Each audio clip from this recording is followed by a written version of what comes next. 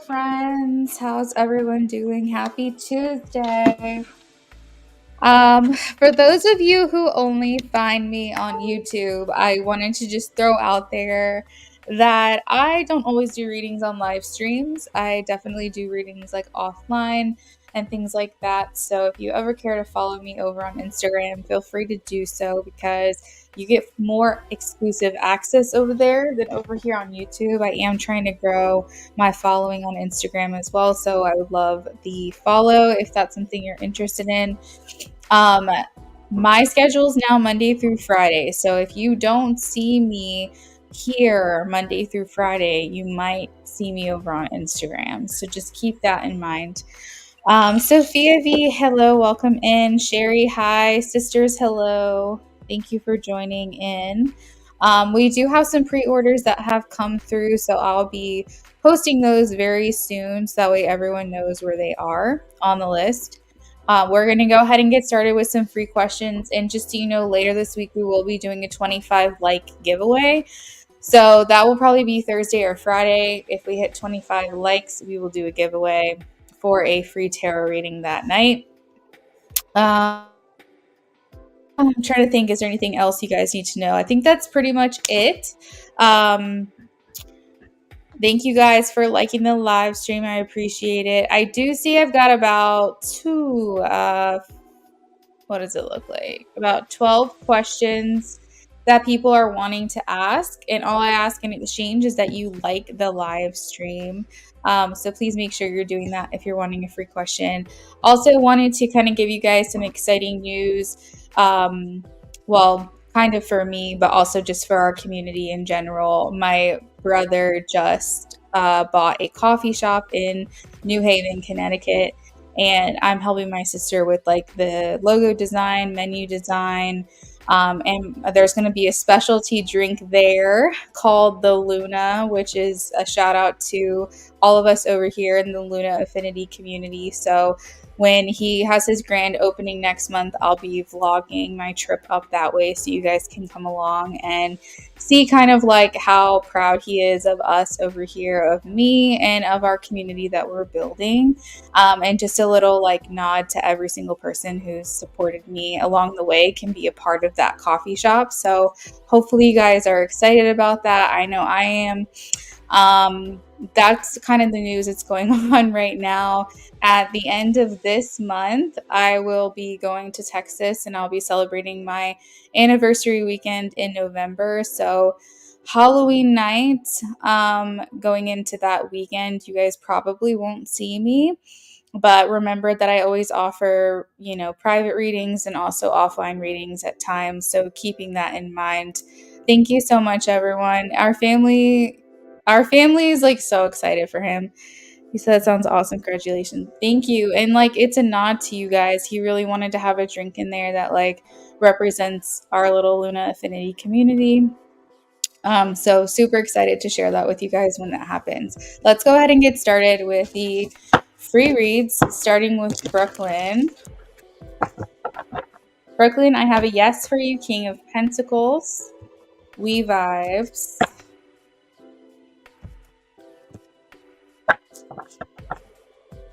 We vibes. I have a maybe. Which way is it leaning? It's leaning towards a yes, we vibes. Chibi. Yes, Temperance.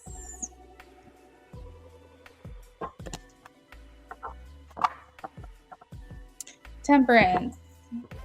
I have a maybe. Which way is it leaning? Yes. 2B. 6 of Cups. Sisters. Yes. King of Wands.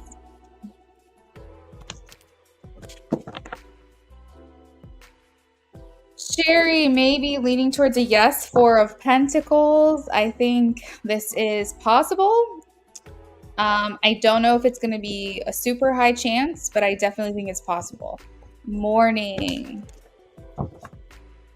I have a no. 10 of Swords. I hope I'm wrong. MC.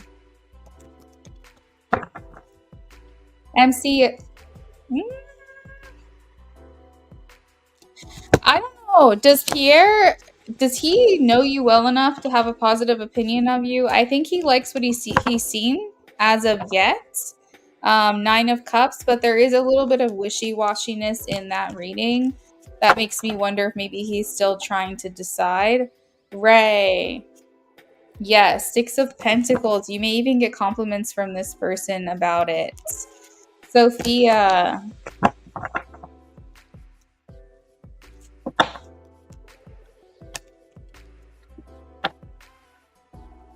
I'm getting a no. The Tower, Sophia.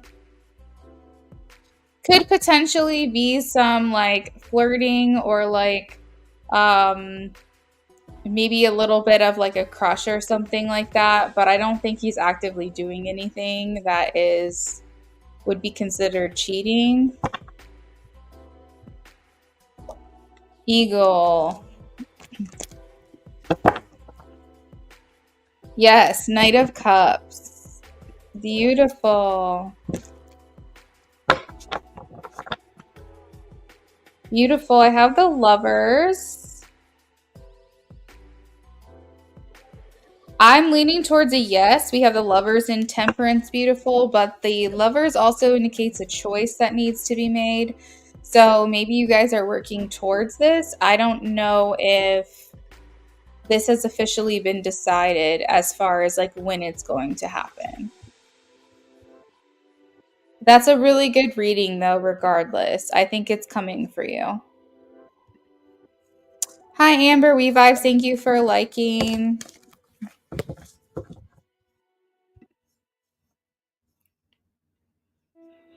Thank you guys for liking live stream. I appreciate it.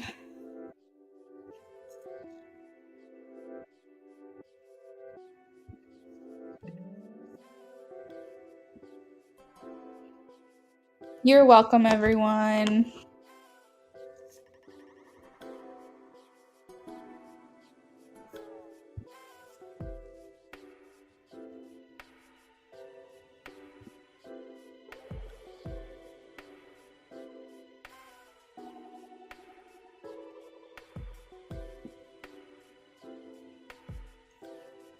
All right, Shar. Will the company M offer me a job? Shar, I have a yes, the Magician.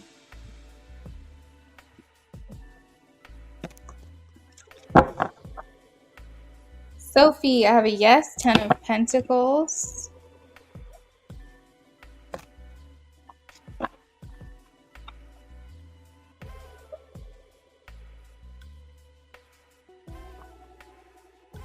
Amira, I'm getting maybes. Two of Swords and the Wheel of Fortune in this deck is a maybe. Seven of Swords, a maybe. I think you're going to be happy, but I think you're still going to feel maybe like it's not quite what you're looking for. I don't really know. I feel like there still feels like something is missing afterwards, if that makes sense.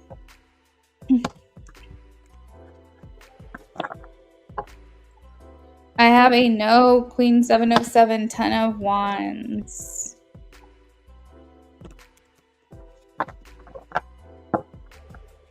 Nannies. No, the Hanged Man.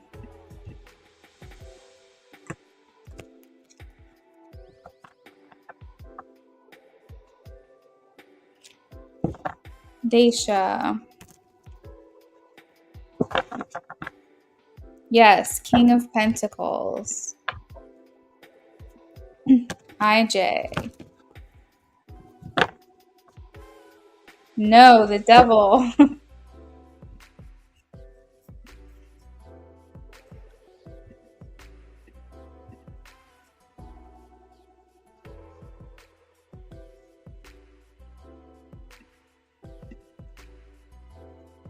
You're welcome, Sophia, beautiful Sherry, sister Sophie, Amira, Queen, and IJ. You're all welcome. Daisha, you're welcome.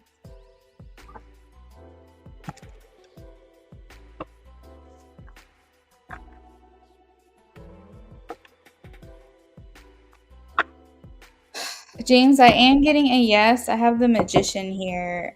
So this kind of indicates like an energy of I'm gonna just do what I want to do and I have the power and like I'm in control of my life kind of energy. Sweeter. Sweeter, I don't think I ever got an email from you. I don't know if you ever sent it. I've been on the lookout. So if you did send something, it might have gone to spam, I guess. Sweeter. Um, I think that they do. I have the Six of Cups, but the Hangman is also here, which indicates that even though this person is missing you, I don't think they have any intentions on changing the circumstances.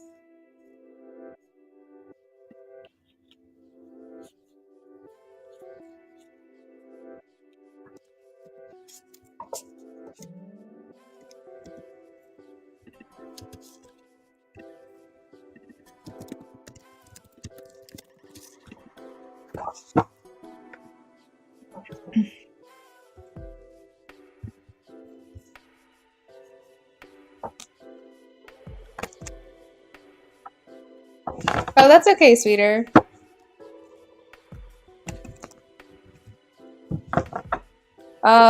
Red. I have a no. Seven of Cups. Hey, SB.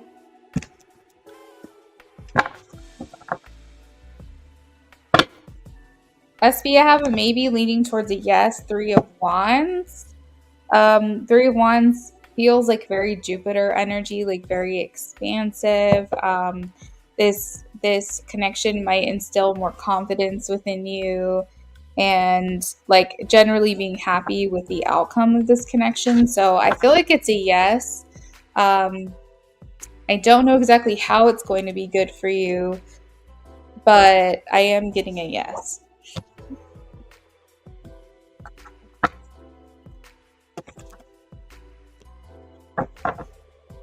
High Priestess. I have the Empress here. That is a yes for me.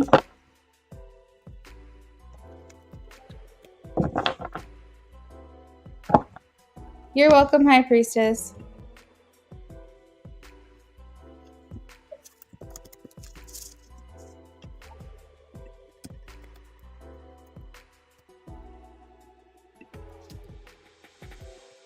If you see NS next to your name, it just means you're a pre-order and no one can skip you.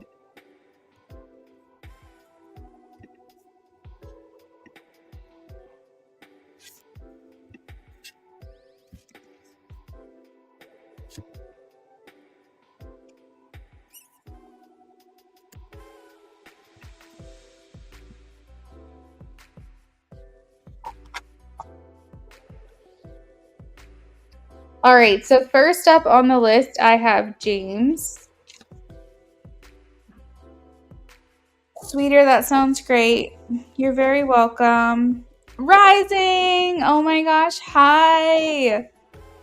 How are you, friend? I hope you're doing so well. I see you every once in a while, like a post or a video or something, like a live stream, but yes, hi, I'm doing well. How are you? I feel like it's been such a long time. We have so much going on over here. It's crazy. Like I think this is the year of traveling for me. I really do. I don't know what's going on, but in a matter of like 2 months, I'm gone from going to Outer Banks to now I'm going to Texas. Now I'm going to Connecticut. I'm like, what is happening? I'm going to all these places. Life is good. Life feeling very blessed lately. James, if you're in here, please check in with me. Rising, I hope you're doing well.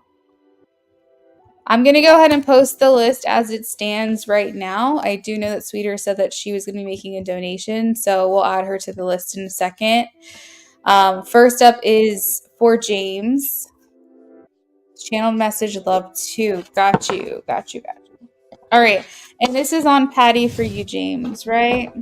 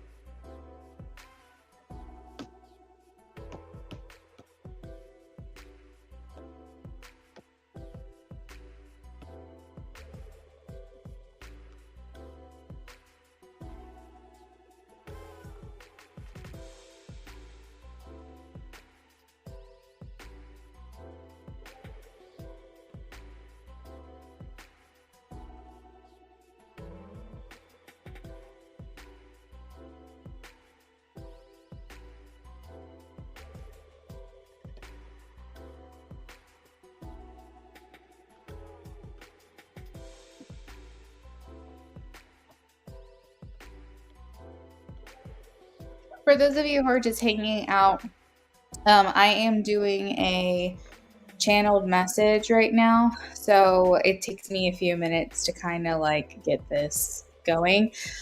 So for the next like 5 or 10 minutes or so, I'm going to be channeling, and then we'll be moving back on to tarot readings. If you have any questions, I'm here monitoring the chat still, so you can just post those down below.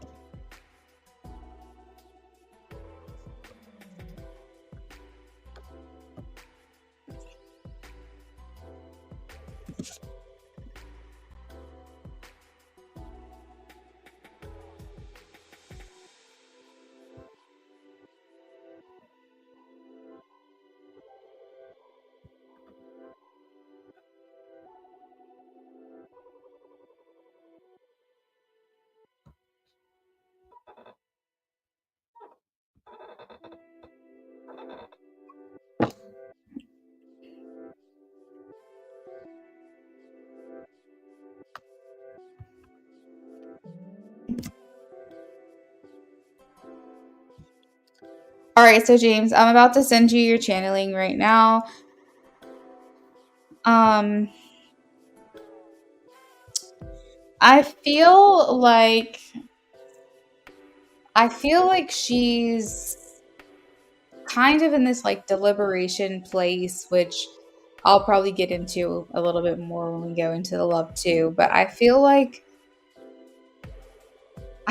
she's a very confused individual. And I feel like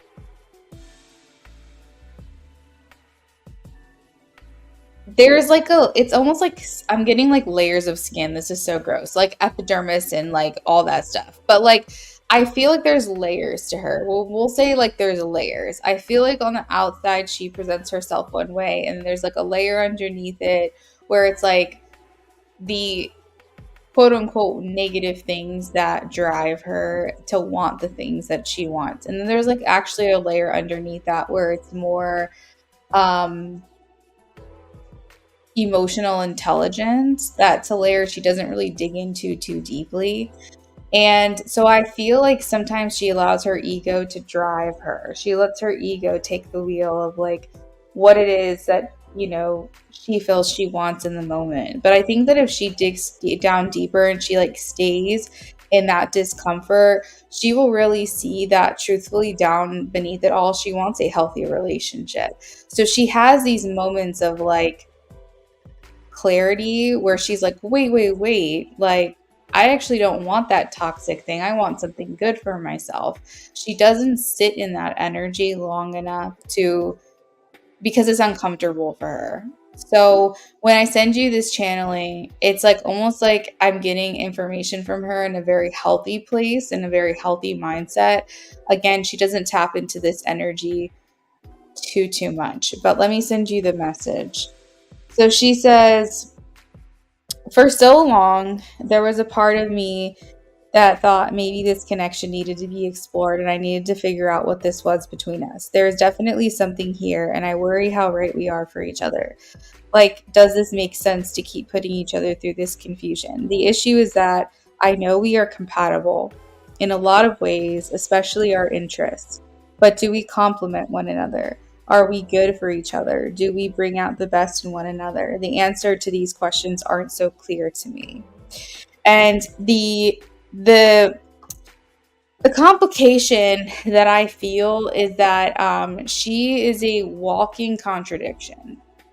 She is like the embodiment of contradiction if that was a human being. Because there are parts to her that want that toxicity, that want that rush, that want that passion, that wants that, like, oh, you're so bad for me, but I want you kind of thing. And then there's like parts of her deep down, which I feel like is more like her spiritual intelligence and like her emotional intelligence. It's like, I know this isn't good for me and I need something that's healthy. And so she constantly pushes and pulls with you, James, because on one hand, if you're not good for her and you're not complimentary to her, it makes her want you more. She likes when you guys fight. It's weird. She likes that rush of that argument. But at the same time, you're also like, she's trying to push against you and she's going like, argue with me, and you're like, no, like, I'm not gonna argue with you. Like, I'm gonna like tell you something heartfelt, I'm gonna tell you something from the heart because I don't want to argue with you. I want us to be on good terms. It's like that's her way of pushing you away, but that's also her way of feeling attraction for you. So she is very fucking confusing. But I can feel in her today, I can feel this, like, I kind of want something good for me. That's what I'm pulling for her right now. So yeah, I guess that's a good thing for her to be feeling this way. But it's just interesting. It's interesting to me how complicated she is. That Avril Lavigne song, "Why Do You Have to Go and Make Things So Complicated," is coming through for some reason. But yeah, let's look at your love too and see what it is she has to say. Bodhi has stepped onto the stage, guys. He's next to me. He's going to help me with these readings for y'all, I guess. Are you going to help pick a card? Huh? All right, love 2 for James.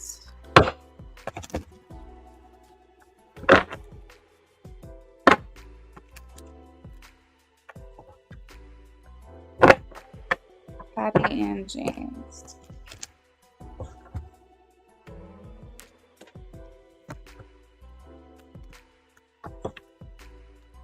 Um,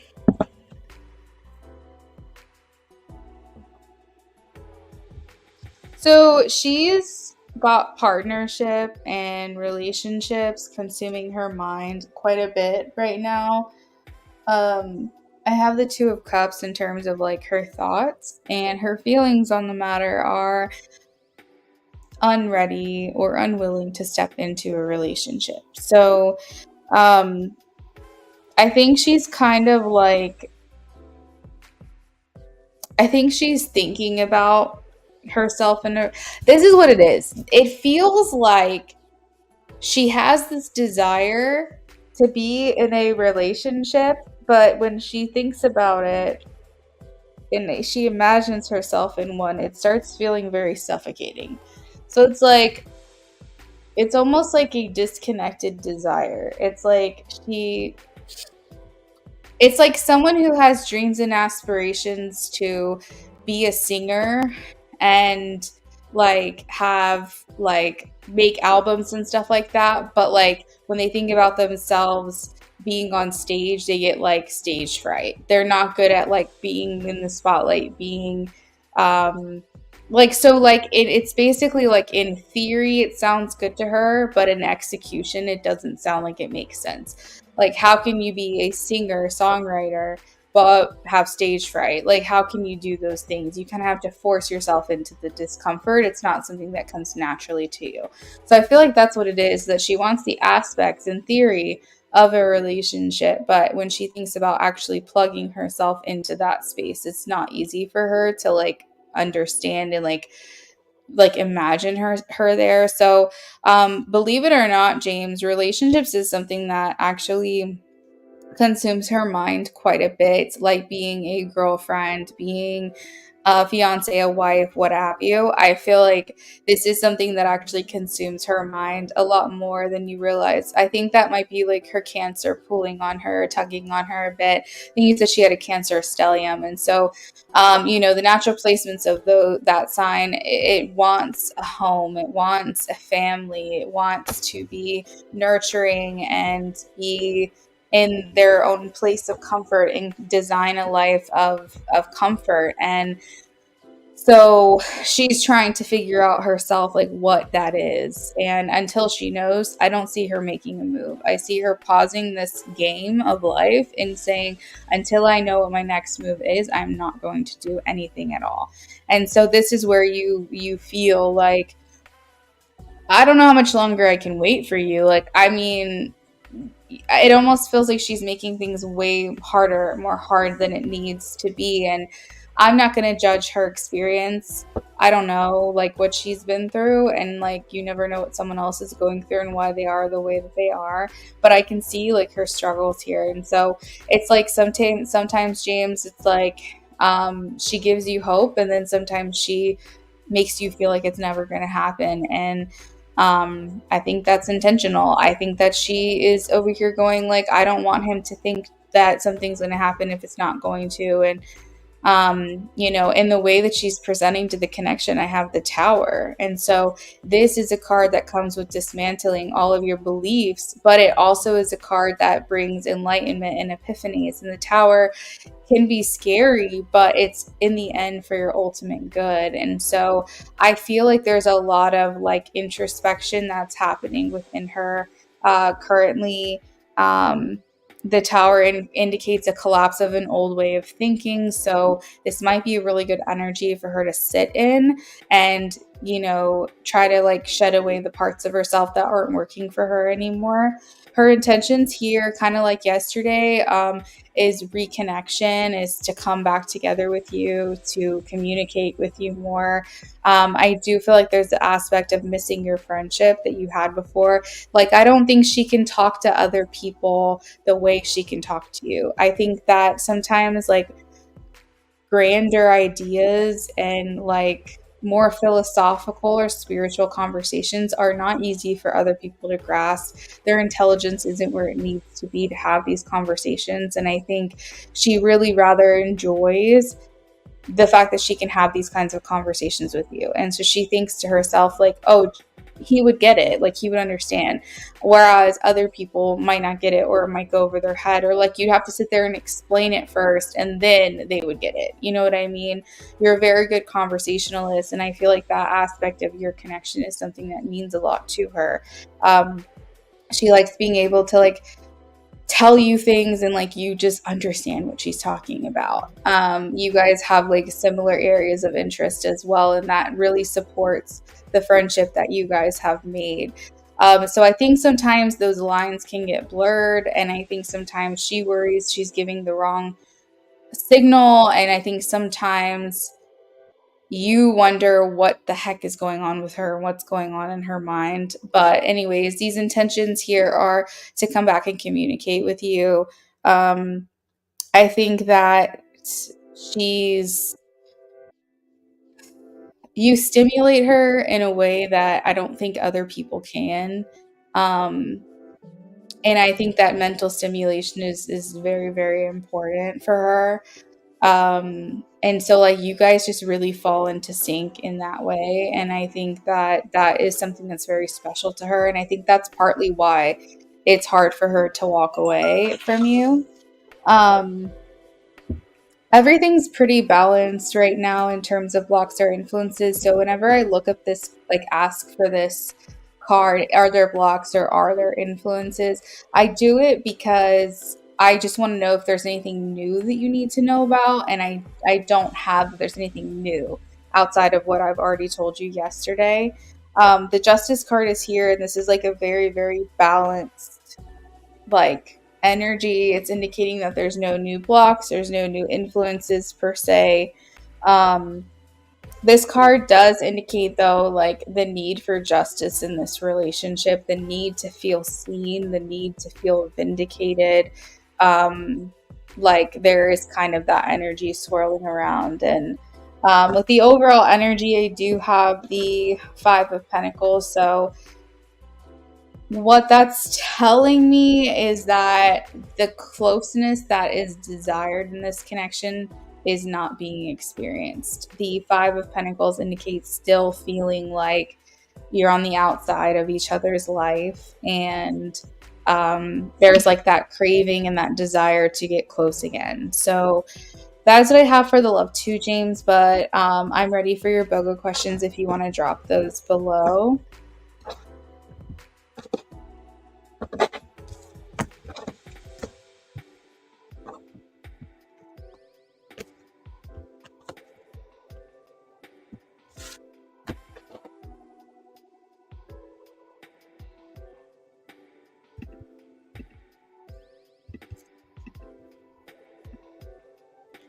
All right, sweeter, I got your donation. I'm going to add you to the list.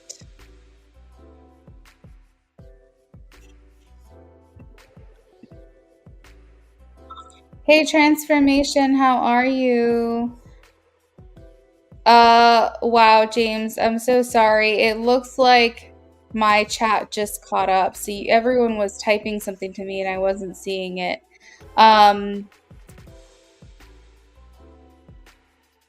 All of y'all's messages just came through for me, so sorry about that. What do Patty's guys want you to know about your future together? What will bring you together romantically? Okay. It's clearly obvious you bring out the best in her. You don't know if she would for you, though. Oh, that's insightful. That's very insightful, James. You know, I never even thought about that when I was channeling.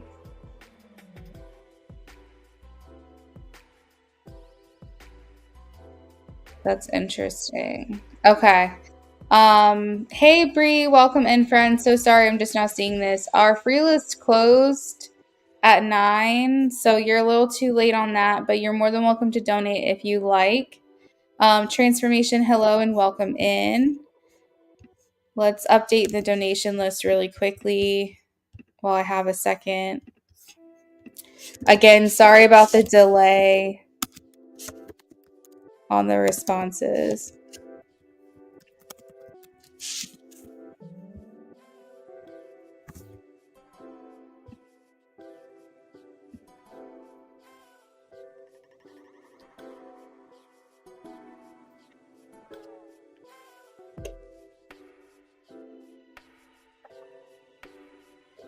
All right, what do her guides want you to know?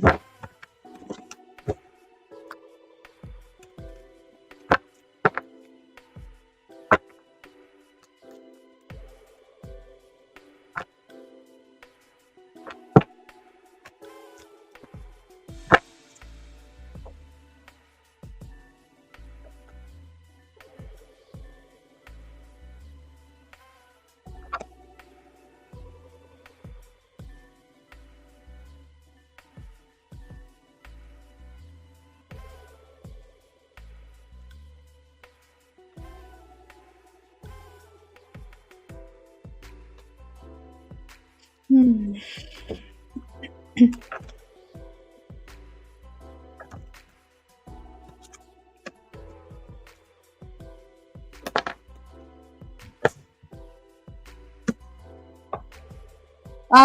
So another thing they want you to know about your future together is, while the concept of like a relationship comes up quite a bit, because clearly that is like the goal of this connection, they're wanting you to know that that is like one of the things on her mind, but she has so many other things going on for her that this is not necessarily a priority.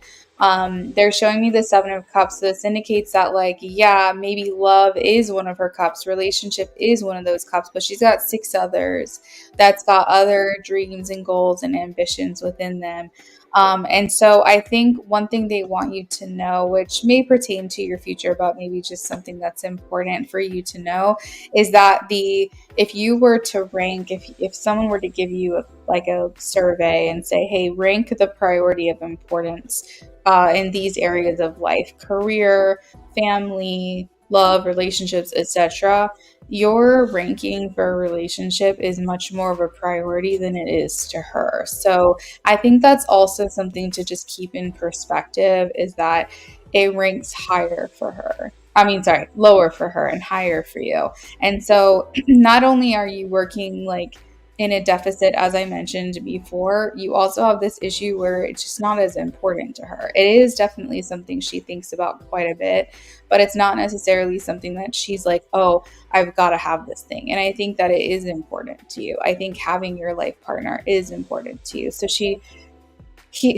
maybe her spirit guide is a woman, because I'm getting, she wants you to know this about Patty. She wants you to know that there's like other things that are like higher on her list, but it is still there, it's just not as like high. Anyways, okay, so tell me about their future together, please. Tell me about their future. Hey, Ari, welcome in. I'm doing well, thank you for asking.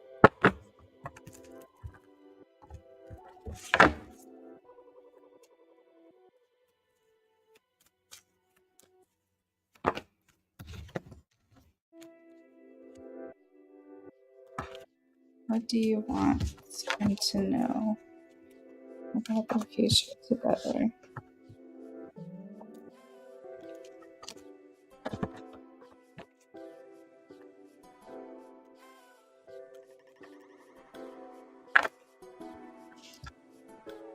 They're showing hard work paying off. The Nine of Pentacles is here, which is a very independent energy, but it indicates that you're going to be carrying this relationship on your back all by yourself. They are saying that you will be rewarded in the end. This will be something you will see play out and manifest in a way that feels rewarding to you. But the Nine of Pentacles is a very independent energy. It's very much like, I'm going to have to be the one to make this work. And like, it's on me to make this happen. It's a very independent, individualistic. And I see you kind of carrying this on your back, this relationship. Like, essentially, it's like going to take a lot out of you to make this happen. They are saying you'll be rewarded in the end. They are saying you will reap the rewards of this hard work, but it is going to be work. And it's going to feel very trying at times and very hard for you at times, which I'm sure has already occurred, but it's just something that's going to keep happening. It's almost like you have to like pull her along. It's like you have to like bring her, like almost like an injured animal or an injured person. It's like you're having to like let them lean on you as you carry them through the different places of evolvement. And eventually they heal because of time. But it, you know, and they'll need you less and less. They'll rely on you less and less. They'll eventually be able to heal and be their own person and meet you where you're at. But most of this is going to be carried on your back. And I guess they just want you to know, like, it's going to require your belief, your I guess confidence and your like effort, and it's just going to be a lot. And they're saying that there's like multiple transformations I feel like she's going to have to undergo before this connection can be balanced. um let's see, so I guess they're prompting you to say, how important is this to you? Are you willing to like carry this relationship on your back until you can get to where you need to be? The last thing that they want is resentment to grow for her, because you tried so hard, and finally when you get to what you want and what you're looking for with her, you don't even want it anymore, or like you're mad at her, frustrated with her because it took her so long to get here. The satisfaction will only last a short while before you start having feelings of resentment of, why did it take you so long to get here? So they're just basically saying this journey is going to be mentally trying. It's going to be exhausting. It's going to require perseverance and resilience. And the question is this what you want with her? Is this something that you're willing to do?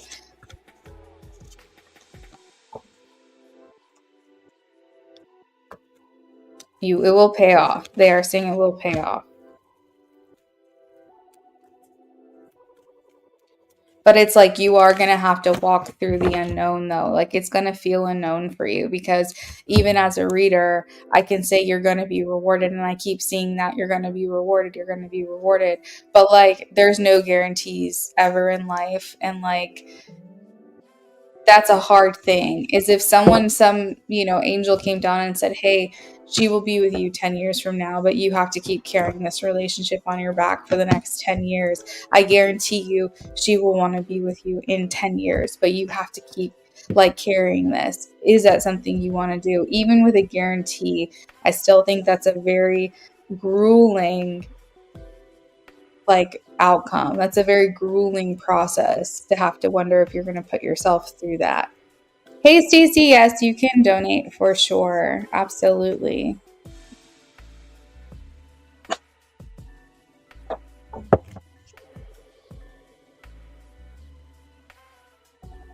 I have you here. Two paths. Should you stay? Should you go? I have the Knight of Swords. They want you to know that being very direct with her is really going to be the only way to address these things with her. You know, for a long time, it was like, be patient, give her time, don't pressure her, don't da da da da. But I think, and you can be direct without being pressuring, but I think it's important, James, that you're just like very straightforward with her, very honest with her. um, they're indicating like needing to be strong, needing to be assertive is actually what will get you respect from her. Being passive with her and being loving and affectionate is clearly not working, and so she needs some kind of switch up.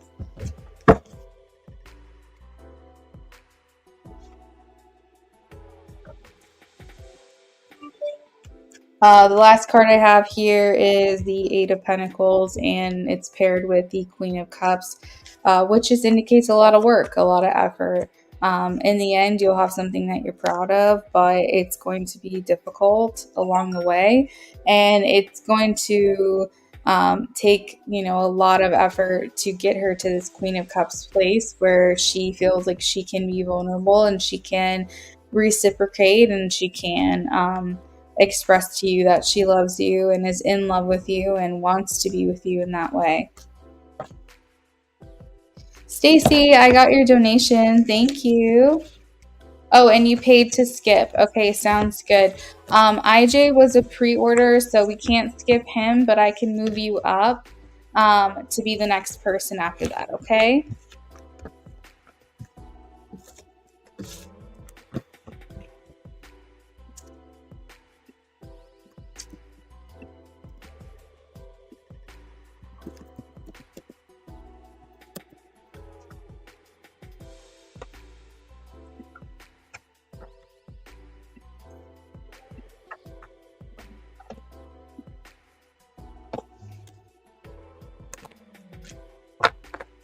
All right, last one for James. What brings you together romantically?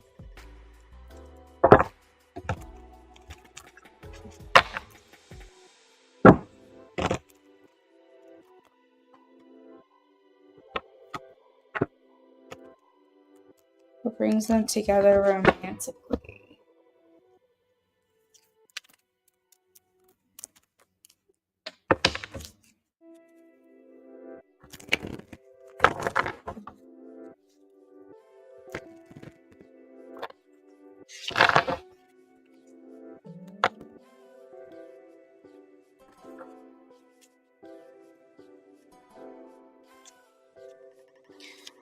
So being very is the word steadfast in your convictions and not being wishy-washy. So I was tapping into the last energy where it was like two of wands, where you're kind of at this like place of should I stay, should I go? Like I want to be with her, but is it worth my time? Like essentially just kind of trying to figure out what it is that you should be doing here in this connection. Um, they are saying you have to pick one. You have to decide. You have to be very like I don't know. I guess the word is steadfast. In unwavering in like this decision. Because every single time you wishy-wash, every single time you go, all right, never mind, forget her, I'm just going to date someone new. And then like you go, wait, but I still have feelings for her. And then you like play this tug of war with yourself. I think that it confuses like the energies and the trajectory along the path that you're on. They need you to stay, and I think I've said this to you before a while ago, but they need you to like stay in a lane, like making a decision, clearly deciding what you want when it comes to this connection. So if you're gonna let her go and date other people, that's what you've got to do. If you're going, no, forget it, I've already tried it, it's not working for me, I just want to keep my focus on her, that's what you've got to do. It's like this middle ground, I think, is confusing the energies here. I think it's confusing you as well. Um, let's see what else.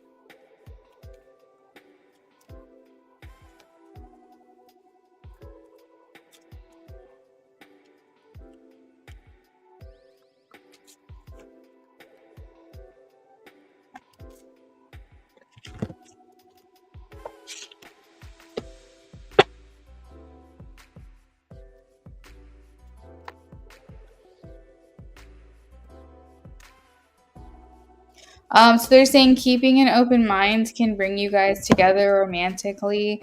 I think that at this point you've come to the acceptance that it's not going to happen on your timeline. It's not going to happen the way you're thinking or the way that you're wanting. But if there's certain expectations there still, you kind of have to throw that out the window, because what they're saying is that you have to keep an open mind. The way this is going to manifest is differently than what you're expecting. Um,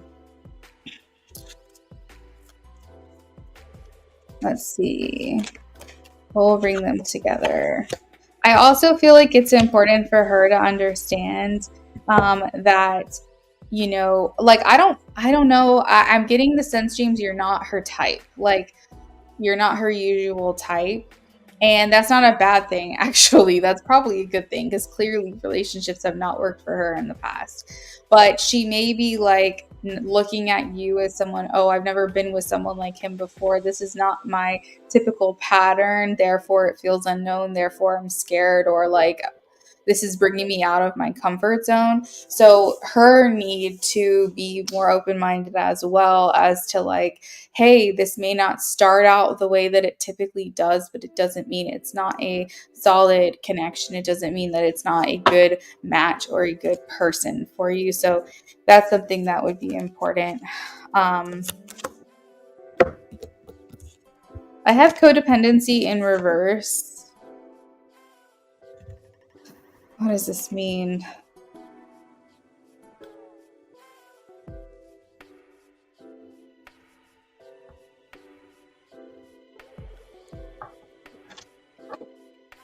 So I think that she has to kind of grow out of this behavior of what like her typical MO is, you know, like what her typical motive is. I think that um you know, what is it? It's kind of like reminding me of the devil a little bit. You know, codependencies, attachments, addictions, that kind of thing. I feel like she has a typical way of being, way of thinking, way of living. And while she might be like on the healthier side of that now, it makes me feel like she still can fall prey to old habits or old patterns. And she really needs to like free herself from these old ways of thinking um and not become so attached. I think, again, as I mentioned before, which I don't want to go too much into like here on a live stream, but I do feel like she has trauma bonds. I do feel like she looks back on things sometimes with rose colored glasses and looks at things in a way that it actually wasn't. And she like, she thinks back on like certain times with certain people and certain parts of her life like in a very romantic way, when really it was actually not good. It was not healthy. And I think that sometimes she creates those trauma bonds with people, therefore she stays connected because she's trying to rewrite a certain story. And I feel like it's very important for her that she writes that off. She has to let that go. She has to purge. She has to release. She can't keep trying to appease people that have let her down time and time again. Hey, Unicorn, welcome in. So this is partly on your shoulders, but also, James, what will bring you guys together romantically is her understanding that you may differ from her usual type, but you would be better for her because of that. Both of you guys keeping an open mind, the way this is going to play out might look different than what you would expect or envision for yourself. Clearly deciding, James, what it is you want, not being like standing in the middle of these two roads. Like either decide to move on and date other people and see what comes of that, or like choose her and only her, and that's it. So I think you have to clearly decide. Trying to see if there's anything else coming through here.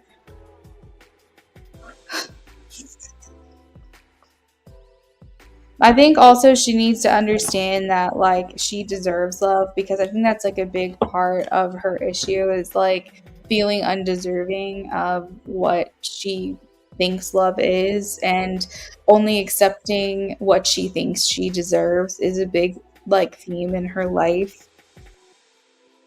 I also think that she needs to heal family problems. She has some wounds there, and I think that your love life together would benefit from her healing from like these connections that she's had with them, whether it's like her family or her parents or something. I am feeling stronger for parents, but a lot of this work is you know, it's on her. And really all you can do is just be alongside her and just like constantly reminding her that this is important for her to work on.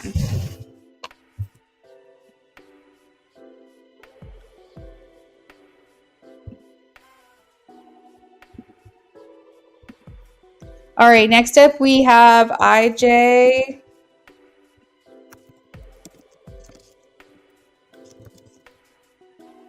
IJ's got a BOGO. And then after IJ is Stacy. Stacy paid to skip. Hey, IJ.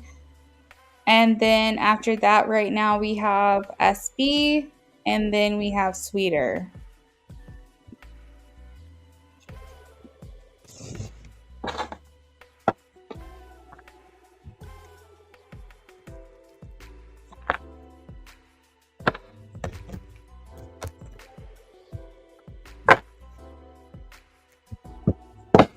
Okay.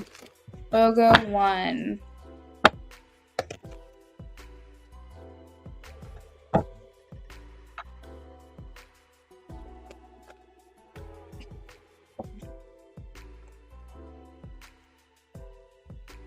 All right, so IJ, first and foremost, they want to know what it is you have to offer. Like, who are you as a person? Where, like, are you a grounded individual? I do feel like there's certain friends that really are looking out for her, and just curious about you, you know. So I feel like, hold on, actually, let me ask.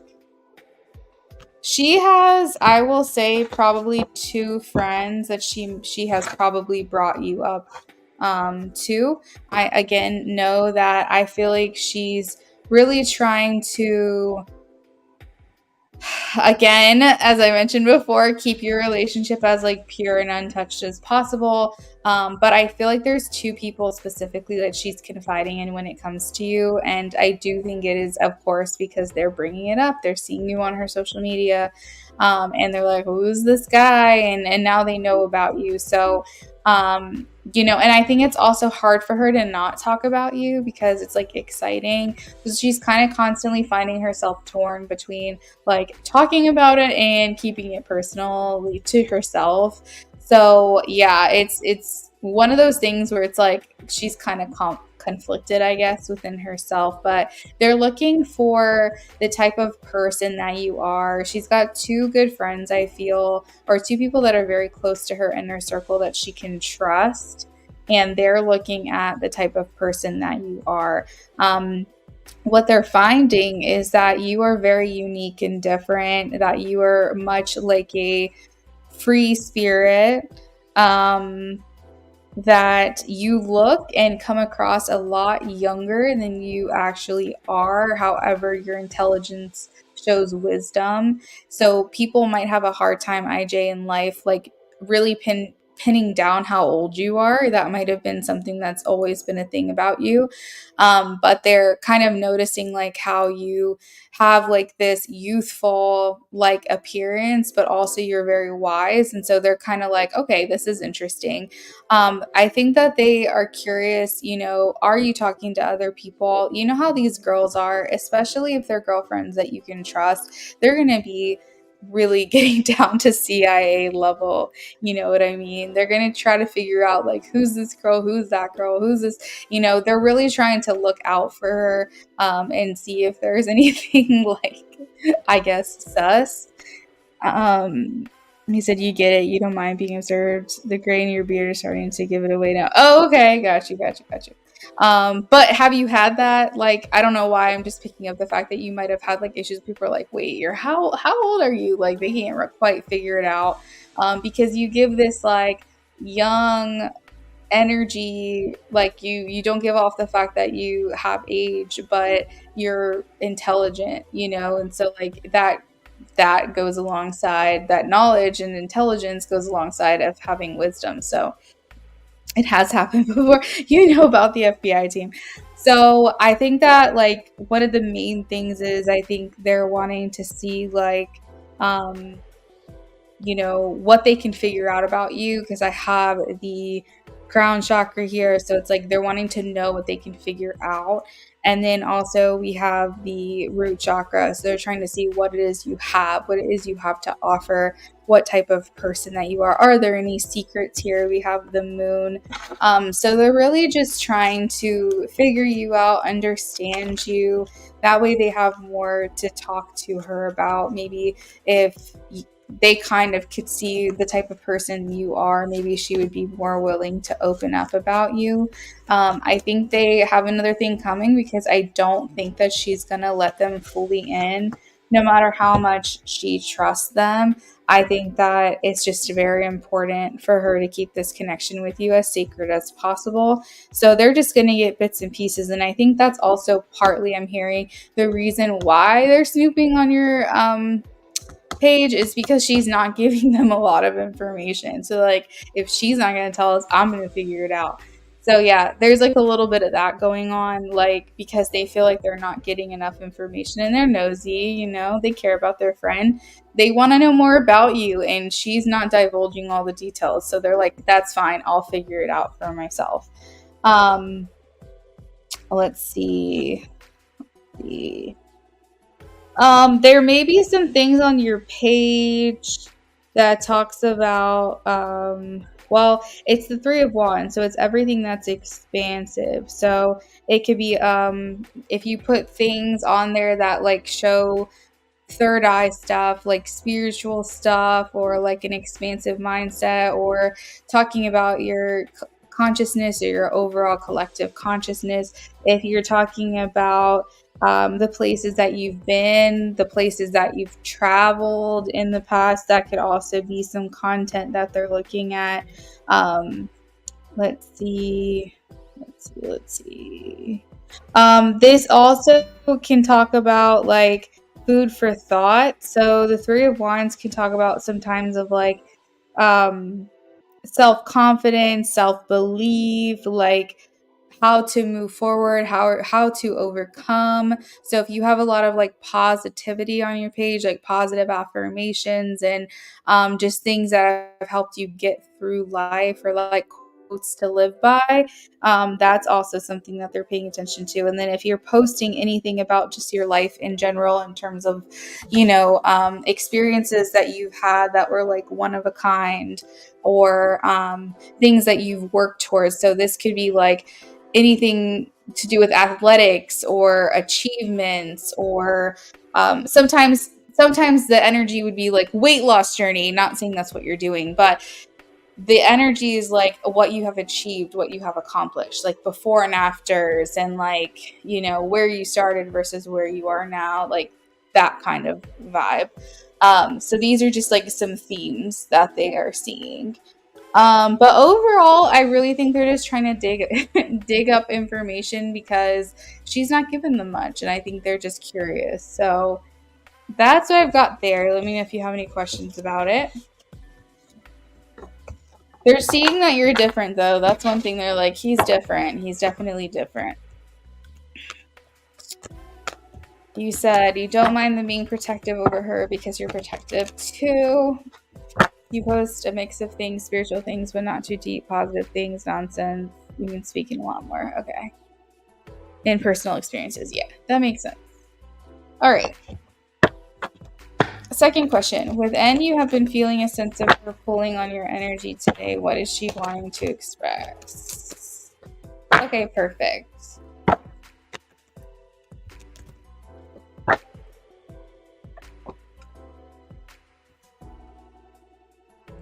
What is she wanting to express?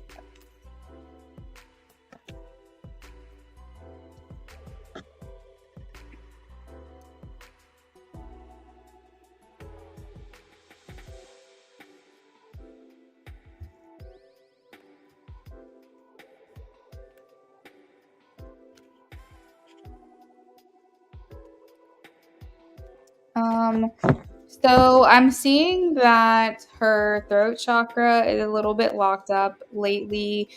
Um, she's being very mindful of the things that she says out loud. I have the Four of Pentacles, which rules the throat chakra. It indicates that she's not feeling the ability to be as like verbal or vocal. There's something to do with the throat chakra here. It feels like she's being very intentional with the things that she's saying, the things that she's doing. It could also indicate that she's thinking heavily about the fact that she hasn't communicated with you as much as she would like.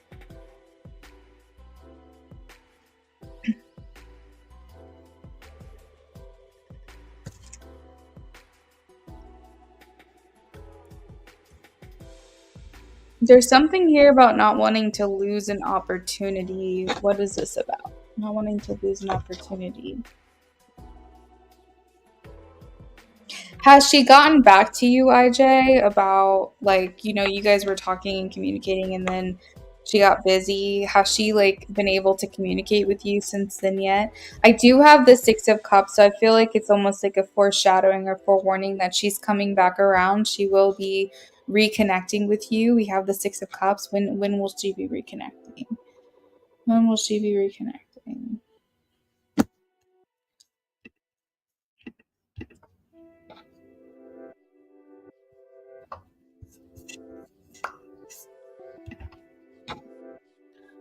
I'm thinking within the next week. I'm getting 5 to 9 days. I know it sounds like a long time, but that's what I'm getting.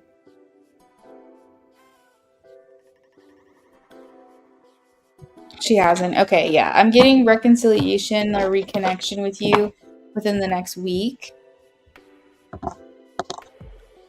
She could also be in a place right now of I don't know. It's almost like when you feel a little bit of guilt because like I have the devil here, which can talk about like guilt or shame or whatever.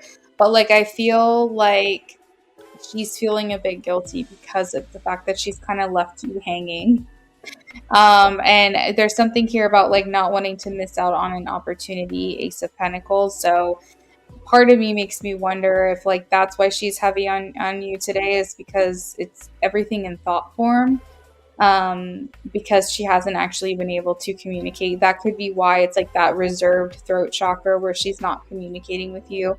She's thinking a lot about this. We have the Nine of Swords, which talks about um, anxiety about this. So I feel like she's feeling very, very guilty. I don't know if there's anything you can do. I don't know like what you could do or what you could say to help relieve like her thinking about you. I mean, I think it would be kind of silly for you to like message her and be like, "Hey, I know things have been busy for you." Like that's just weird. But get back to me whenever. Like I feel like that's kind of weird. I don't know, but I'm trying to think of something like equivalent to that you, I don't know, maybe just send her, I don't know. I think I'm struggling right now a little bit because it's like I don't want her to feel less necessarily guilty for not being able to communicate with you. But at the same time, like, she'll get back to you when she gets back to you. Maybe there's nothing that can be done. I don't really know. Yeah, you said life happens. I don't think she thinks you're mad at her, but it's like this own personal guilt that she feels about not communicating with you.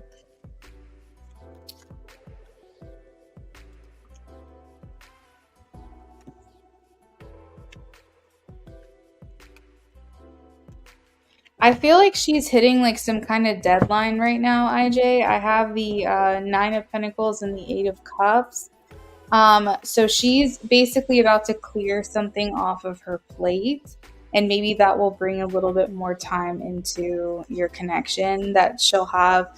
Because I have that she's like hitting a deadline soon. Like there's something that she needs to get done. It's like crunch time, basically. But it will soon be removed off of her plate. Pretty soon she'll like have released that responsibility and it won't be something that she has to like have hanging over her head anymore. Yeah, I think that's great. Talking to her spirit team, let her know that it's okay. But I think that's why you haven't been hearing from her lately, is just because of this deadline or whatever this is that she feels is like something she has to get done within a certain amount of time, and it's consuming things for her right now. It could be something she's collaborating on with other people. I do have the Three of Pentacles. So this could be like a work related thing potentially. Um, Maybe she's worried if she doesn't do it, she's going to miss out on like a big payout. This could be like a financial payout, or this could be like something to add to her resume, or like a networking situation that could bring future opportunities to her. So she's kind of like, this has to be my focus right now. And she might tell you about it too. She might tell you about it. So just be on the lookout for that information coming from her where she's like, oh my God, I'm so sorry I haven't gotten back to you. It's been like crazy, yada, yada, yada. The industry she's in.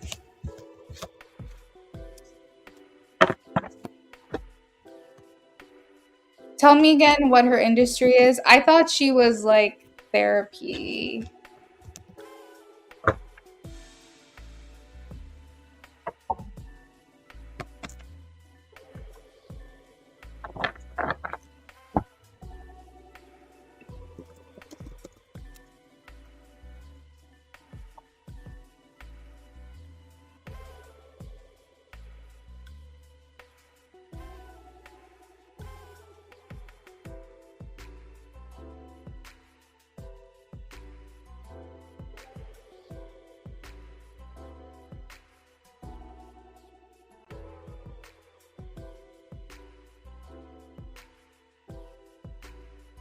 Hey, Stacy.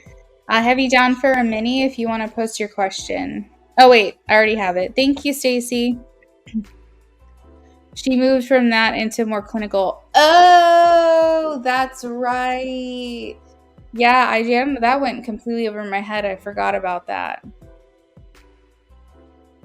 That would make a lot of sense because a lot of things are on a time, like a time crunch.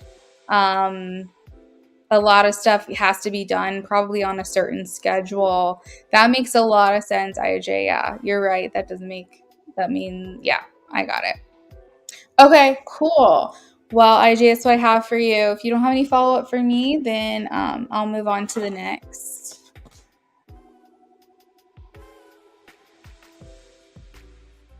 Perfect. You're welcome, IJ. Thank you again for your support. I appreciate you. All right, this is for Stacy.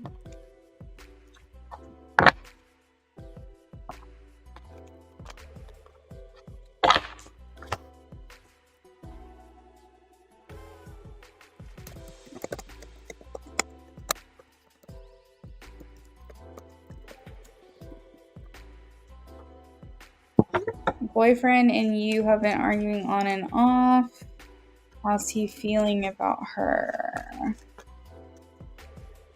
How's he feeling about her?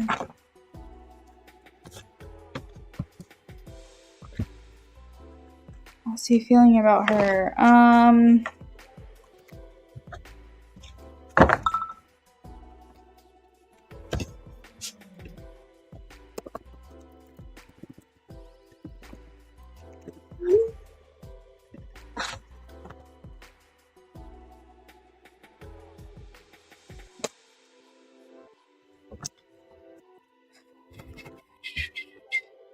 God. I feel, Stacey, like he feels like his hands are tied. I feel like he wants to make you happy and he wants to make him happy and he wants that happiness to be together, but he feels like his hands are tied. He feels like kind of like restricted or like backed into a corner in some way. It feels like a lot of pressure or anxiety. And I think that he's looking at this as like the glass is half full versus half empty versus half full. So like he's looking at things a lot more negatively than positively. I think that underneath it all, he wants what's best for you and he wants what's best for him. And he doesn't know how those two things will work with you guys in a relationship. Like there have been times, honestly, that he's thought to himself, which maybe you have too, like, would we be better off, like, if we just went our separate ways? The thing that pulls you guys together is the love that you have for each other and everything you guys have been through already at this point. It's like you really just want to see this through and you really want to hope that you guys can get to the other side of this. There's been a lot of circumstances where relationships have worked out. They've been very turbulent in the beginning, but it's basically to work out all the kinks. And once you do, then everything's fine. Everything's great. So I guess the question you have to ask yourself, Stacey, is are we arguing about the same things over and over again? Because if so, you're finding yourself in a cycle that may be difficult to break. But if the arguments feel like something new each time, and you feel like you grow from it, you learn from it, and that conversation never happens again, or that fight never happens again, then you guys are working towards a peaceful resolution and a peaceful life together. But you have to understand, are we in a pattern? Are we in a cycle? Or are we actually like squashing it and then moving on? And if something comes up, it's not the same thing as before.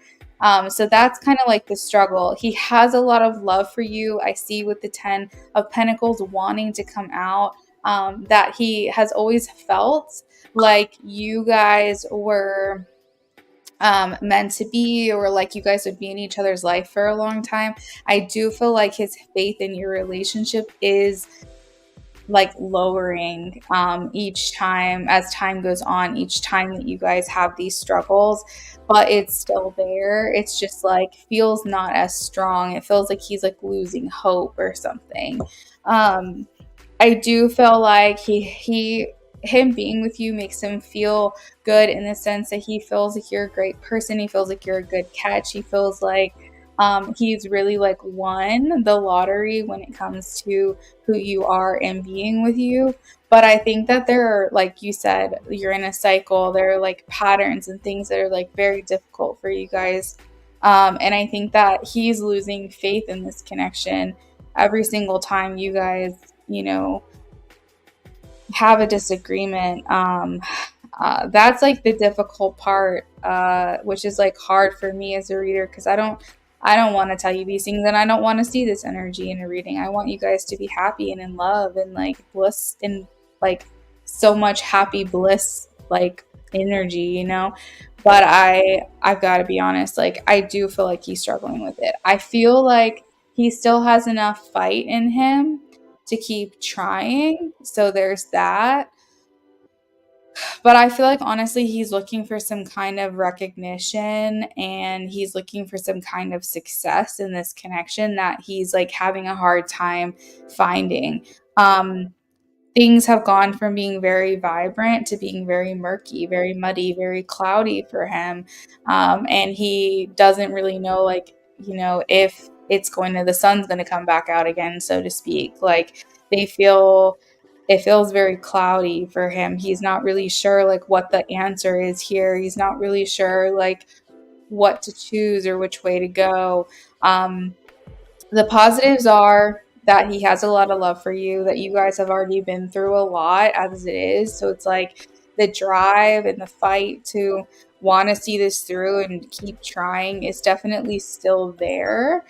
It's just like every time this happens and like you guys get to this place, I think there are these like intrusive thoughts that come in and he says, would we be better off on our own? Like, what are we ever going to be able to figure this out? And you know, maybe you can resonate with that. But yeah, that's kind of like what he's feeling about you in the relationship. You don't know how to get back to being happy. Oh, Stacy, you resonate with that. I'm so sorry. I'm so sorry. It's like it's hard because like sometimes love isn't enough. You know, you can really love the hell out of a person, but if you're not meeting eye to eye, if you don't can't find common ground, if you don't work through things in a constructive way, you know, it's like just going to build and build and build. And it's like, what do you do? I want to talk to him about it, but I'm scared to start another argument. Well, what's worse, starting another argument or like just sitting in this awkwardness with him for the sake of like not wanting to argue. And then, you know, eventually something's going to happen and you're going to have to face it head on. So it's like, you're damned if you do, you're damned if you don't. But I want you to be happy. I think people should be happy in relationships. I think relationships, if they're not adding value to your life, what's the point? What is the freaking point? If you're not feeling like your life is elevated and more beautiful and more extraordinary and more comfortable and safe and beautiful, why would you be with someone in a relationship, even if there is love there? Relationships in any capacity, platonic or otherwise, they're supposed to enhance your life. They're not supposed to make you miserable.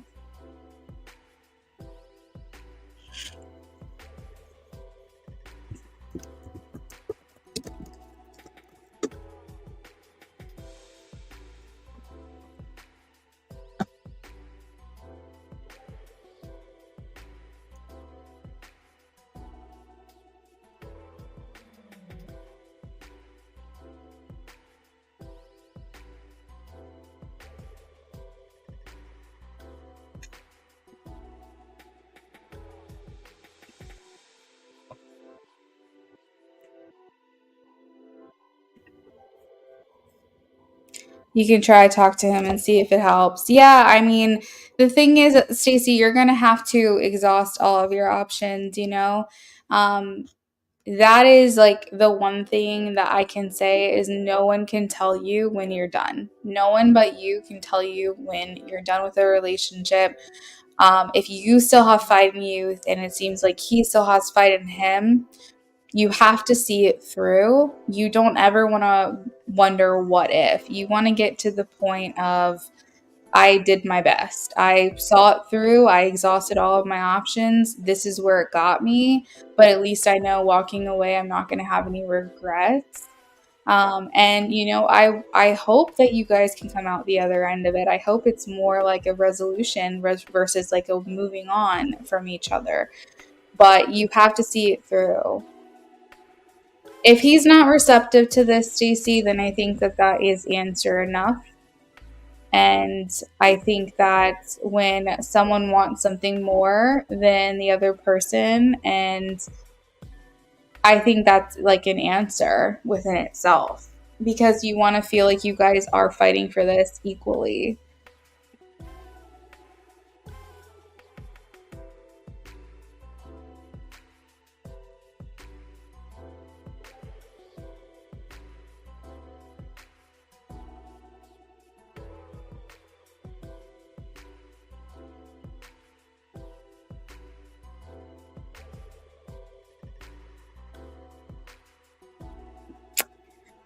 SB, if you're here, please check in with me, friends.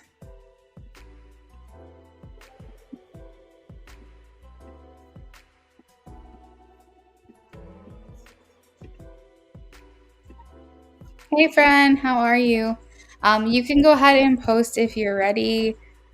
It looks like a love. Oh, wait, it's a love spread? I got you, girl. I got you. Let me get shuffling for you. Stacy says, yeah, I don't know why it has to be so hard. We love each other so much. I know, Stacy. I've been there. I've been there before, I hate that feeling. I hate that feeling of loving someone and knowing that it's not going to be enough for a sustainable relationship, and that we have to come to terms with the fact that we have like exhausted all of our options. Sometimes you guys could come back together, later in life when the parts of you that are incompatible now become compatible later through healing and coming into yourself a little bit more. But it's not, that's a less likely story. A lot of the times you do have to just move on and move forward, and try to find that easiness somewhere else with someone. And the love's never going to be the same. The way that someone loves you and the way you love someone, you can never replicate that with someone else. But what I find is that a lot of times you can find something even better. And of course, that's nowhere anywhere where you're thinking right now. So I'm not trying to like push you in that direction. I'm just trying to give you some hope that if you can't work this out, that it's not over. It's not going to be the end of the world. Let me cut the deck here. I do see here with the Six of Swords, healing, moving forward, things getting easier and overcoming hardship.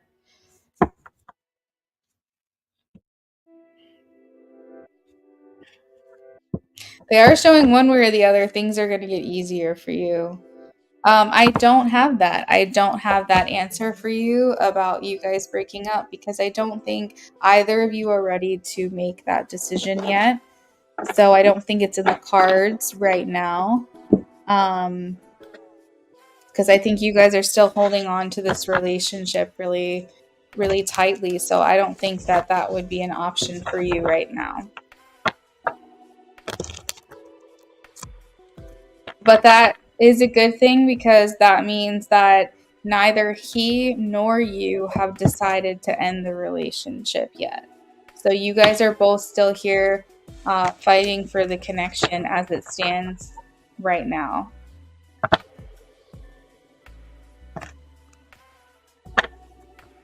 Hey, IJ. Oh, you donated for another BOGO. Okay. Hold on a second.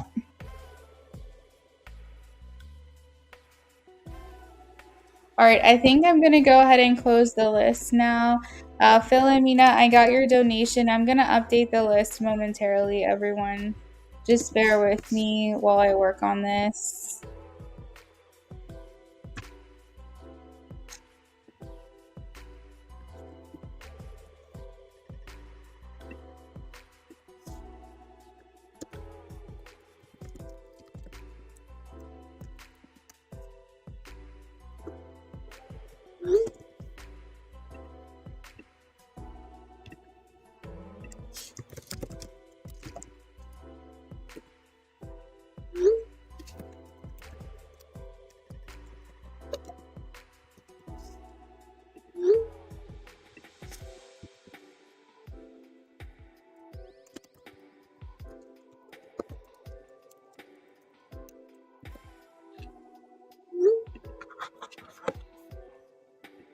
You're welcome, Stacy.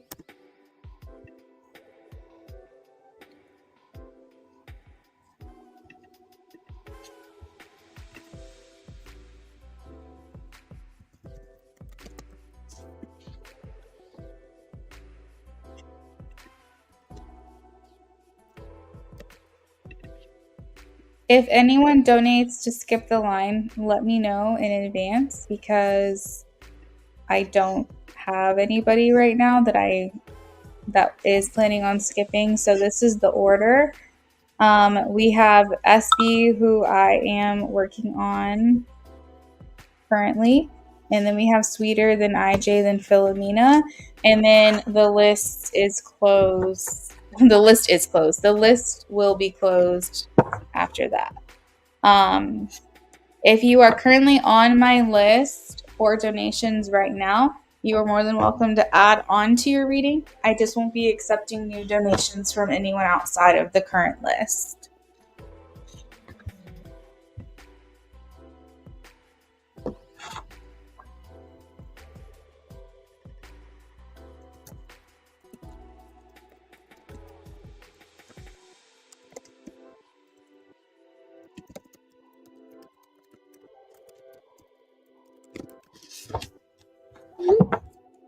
All right, SB, shuffling for your love spread now.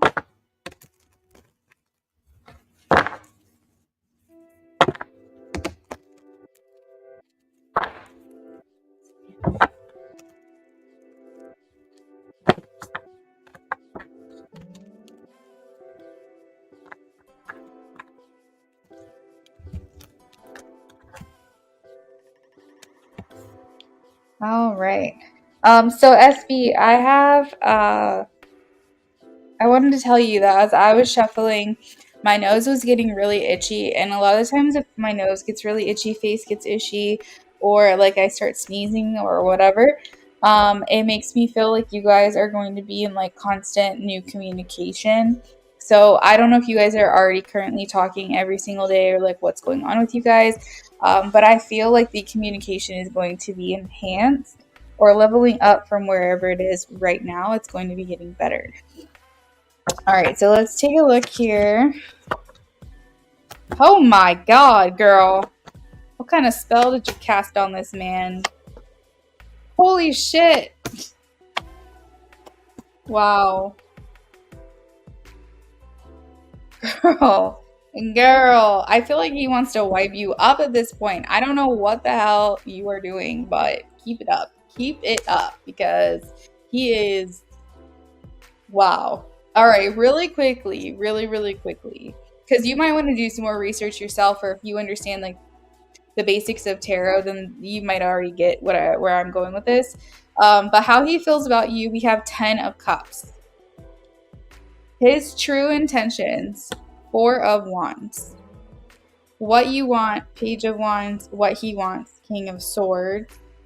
What brings you together, the Fool. What pulls you apart, the Empress. But the Empress in a reading is still good regardless, even if it's in a negative position. Energy around the relationship, Queen of Wands. What's hidden, Queen of Swords. And the relationship being successful, 8 of Pentacles. I also want to tell you that we have almost every single queen in this reading, because the bottom of the deck is the Queen of Pentacles, and we also have the Empress in this. So it's like, you just overall looking at this spread, I feel like you're checking every single box for him. Like, I feel like it's getting to the point where the only thing he's ready to unlock is basically your emotions for him. Like, he's ready to like see more of like your emotional, vulnerable, like intimate side. But I feel like he's like beautiful, goddess, enchantress, seductive, confident, like hella attractive, check. And he's like beautiful mind, mentally stimulating, super intelligent, smart, check. And then he's like, oh, wife material, check. Mother of my children material, check. So I feel like he's in this place of like going, I'm just curious how she is like romantically. I'm curious how she is like vulnerably, like intimately. I think that he has yet to feel that from you. He's summiting a peak in Spain for 2 weeks. Ooh, I want him back alive. I don't want to discharge him while he's climbing. I feel like he might be missing you. They say distance makes the heart grow fonder, but something is going on here where he's like, wow, she's really checking all the boxes. So I think the only thing is that he knows what a catch you are. Like, he knows how good you are on paper. I think that he's curious to see like what comes of like the romance, intimacy, like affectionate side of you, how that gets displayed.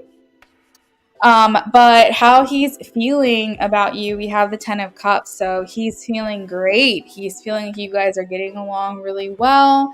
You guys are like in harmony, in balance, in alignment.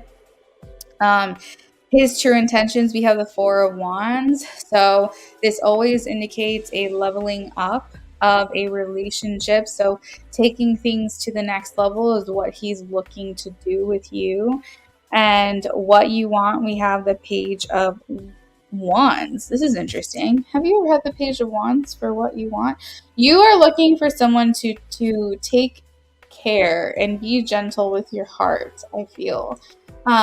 You want someone who's not going to break it, break your heart. You're looking for someone who's going to be fragile with it and with you. You're looking for someone who's going to offer encouragement, and someone who's not going to make working for their love like a chore. You want someone who's just going to give love very effortlessly and very freely. You're looking for someone who's sensitive.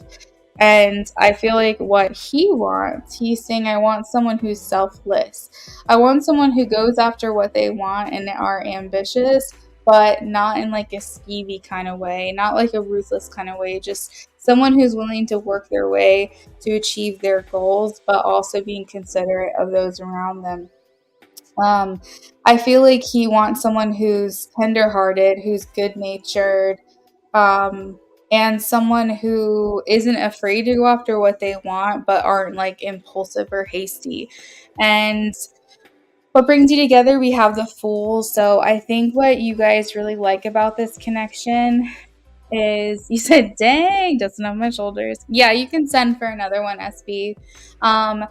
With the Fool being the energy that brings you together, is I think you guys are thoroughly enjoying the very like limitless potential of this connection, being open to like any opportunity. Like, what's exciting about this connection is knowing that like the possibilities are endless, like knowing that anything can happen at any time. And I think that really kind of gets you guys both really fired up. We have what pulls you apart as the Empress. I don't really see how this card can be negative, so I'm gonna try. How do I see this card negatively? I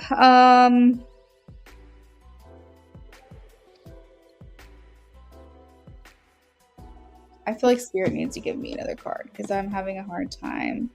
Holy shit, I just cut the deck and got the 2 of Cups, and then cut again and got the Ace of Cups and the King of Pentacles. Wow, this is a fantastic reading. There's no wonder I really like you guys together. Um, all right. This is what I'm going to say.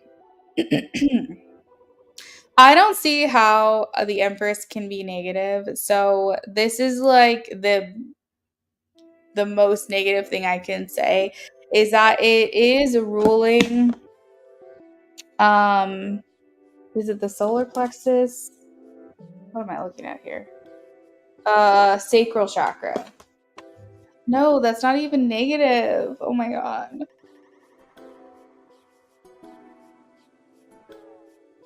I don't think there's anything negative, SB. I'm not gonna try. I'm really not going to, because I don't think there's anything negative that pulls you apart. I mean, maybe down the line you could potentially make being a you guys can put a lot of focus on being parents versus being a husband and wife. Like you could put a lot of focus on like other things outside of your relationship, but like that's like down the line, and that's not even like I'm really having a hard time seeing this part as negative. So we're not gonna do that. All right, so energy around the relationship, we have the queen. It's a very like attraction, seduction, chemistry. It's like you say, you can cut the tension with a knife. So like there's definitely that like fanny flutters, like just like a lot of excitement, and you can just kind of feel it in the air and the energy around you. Let's see. The relationship success, I am getting a yes. We have the Eight of Pentacles. SB, I did get your other donation, so I can get to that in just a second.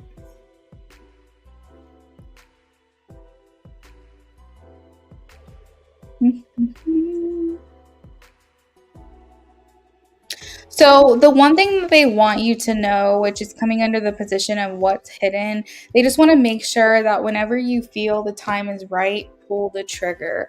Like you are going to know deep down like when is the time to like say how you're feeling or make a move or something like that. If you feel it in your gut, just go for it. Just do it, because the Queen of Swords indicates that you need to be clear about what you want and stand up for yourself and make things happen for you. But the Queen is kind of like, lying in wait, like waiting for the prime opportunity to make that move, and that you'll know deep down when it's right. And so don't do anything before you're ready. And also, like when you are, don't hesitate, just go for it, because you don't want to, as I mentioned briefly before, you don't want to be too long in like a friend zone area, because you don't want that moment to pass. But again, don't do anything before you're ready. But when you feel it and you're like, yeah, this is it, just go for it. Don't question it. Don't just give into it, because you'll know when it's right. Sweeter, I have your question.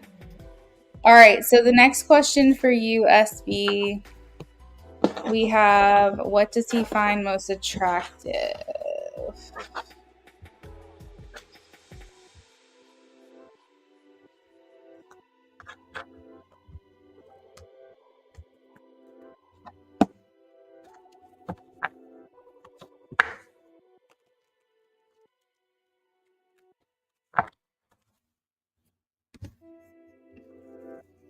What does he find most attractive about her? Are you wanting to know like physically attractive? Are you wanting to know just in general as a whole, like whatever comes through, whether it's physical or like personality? Or do you have a specific like thing that you want to know with this? You had to type it out in case you fall asleep. Okay. Thank you, sweeter. You're going to be next, so if you can try to stay awake.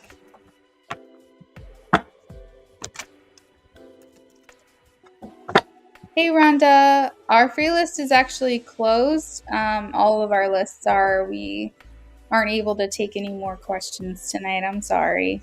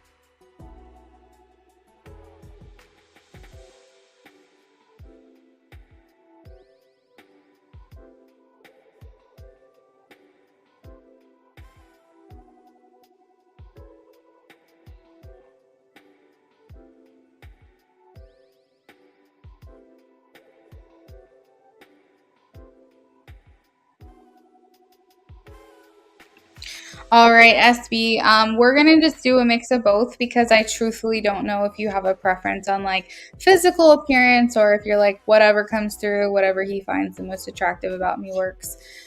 So what we're going to start with is that he really likes your lips. Like it's something that he looks at like quite a bit. This could be like a double entendre. So if you think about lips and you think about where you have lips, so it could be like kind of like this liking your wanting to kiss you and then also like feeling like this sexual chemistry with you as well. I also am getting like your backside. I really think he likes like looking at you from behind. This would also indicate like your curves as well, that he really enjoys. He's saying like she's full bodied, like some like wine. She's full bodied. So I'm definitely getting like it's like your silhouette could definitely be your ass for sure. But I'm also getting like this like very curvy, like full bodied, like just image that I feel like he really likes about you. I also feel like he thinks you're super insightful. The things that you like think and the way that you view things, and this also can talk about like spiritually as well, like your spiritual interests, the things that you believe that you're open-minded to. I think that something that really inspires him is when people are like they don't act like they know everything, and they're like I'm open to a lot of different things that could possibly exist at one time. I'm not so closed-minded to always feel like we need to keep doing things the way that we've been doing them. I like having out of the box thinking. I do have questions and I do seek knowledge, and I feel like that's something that is really important to him and very attractive to him because you're coming across extremely wise. You're coming across as someone who's lived a lot of lives before. And like this is not your first time around kind of thing. There is something about your hair he quite enjoys. I want to tell you really quickly, you're going to kind of freak out a little bit. But I pulled some charms to answer this question alongside the cards if I need them. And I'm just going to send you a picture real quick. And the reason why I think this is so funny is because of your icon. And I'm getting very strongly that he really likes your hair, or he likes the way that you style your hair. Something along those lines. But I do have like a little unicorn charm that I'm about to send you that has come through. So if that has any meaning to you at all, because it's like your profile picture.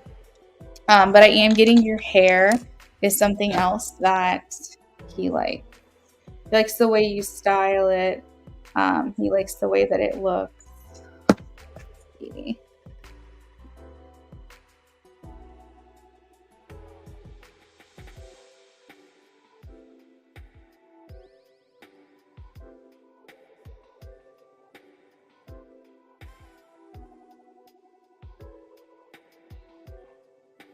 Tea.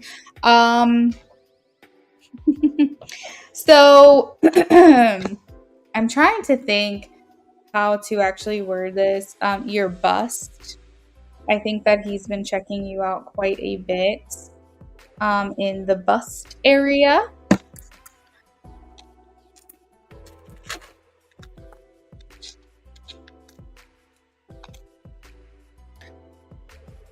There's definitely quite a bit of sexual chemistry here that he feels for you.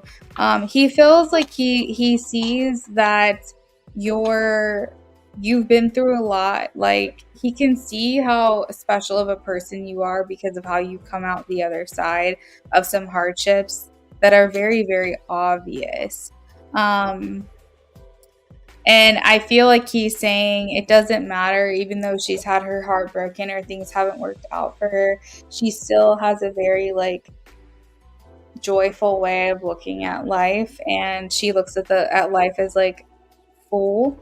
I have multiple indications here of a glass half full. So that could also just be like a double meaning in terms of like, no matter what you've been through, you still want to see the positive in things. He also really likes that he feels you're extremely trustworthy. There's also like this feeling of purity in you. Like for instance, the way he's describing you, which this isn't an aura reading, but the way he's describing you is that you have a lot of pink and white in your aura. Like it's kind of resembling like playfulness and innocence, but also like purity and someone who's here to be good and do good. And that's kind of how I'm seeing you energetically. So be on the lookout for those aura readings. So I'm curious if that comes through again. Anything else?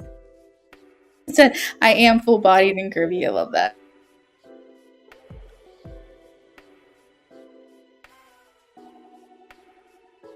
He says that you have a really good heart. You have a full and complete, beautiful heart. He doesn't see how anyone wouldn't be attached to you or wouldn't want to be attached to you.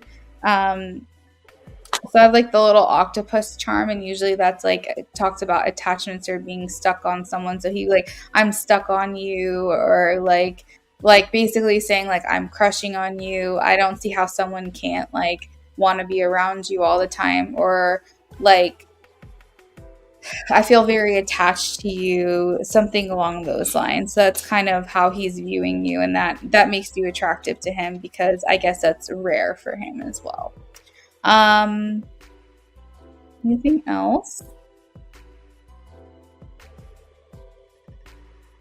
Trying to see if anything else is coming through. Do you wear a lot of accessories? I don't know why I'm getting like accessories.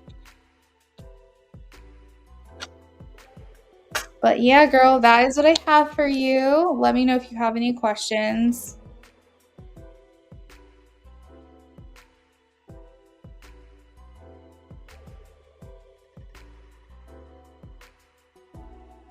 Hi, Dairy Master. All of our lists are closed for the night. I'm sorry. You're going to have to come back another time.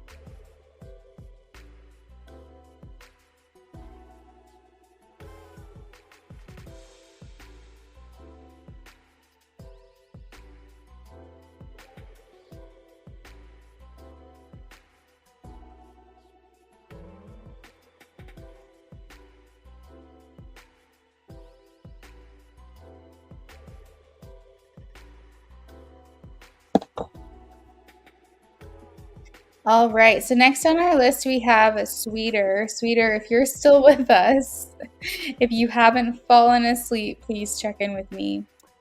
He said, is Rashad going to open up and express his feelings for me? Is he going to put in action towards this connection to show me he wants me? And then you also said you received your SSI papers. You know, we talked about that. You might get it sooner than expected. Oh my God, that's awesome. Congratulations, sweeter. I really hope that that is the case for you. Let me shuffle for your question. I have you for an in-depth reading.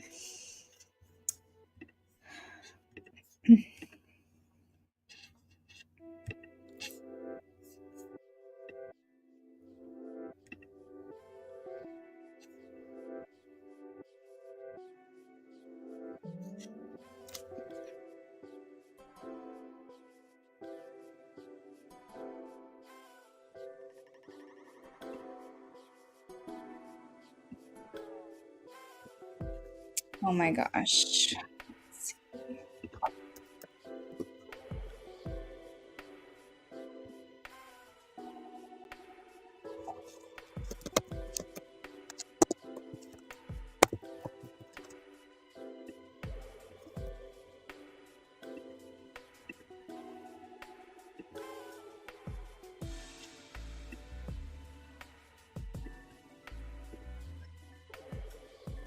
One eye is definitely still open. Thank you so much always. You're welcome, SB.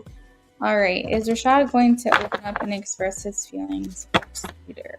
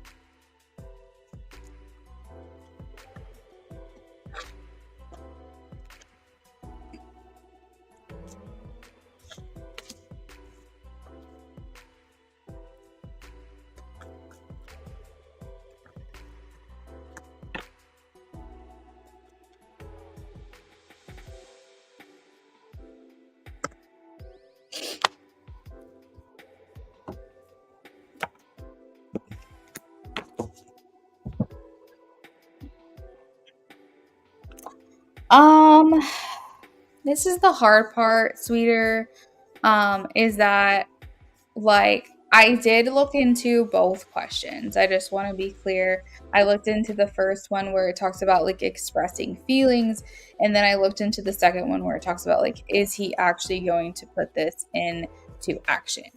I feel like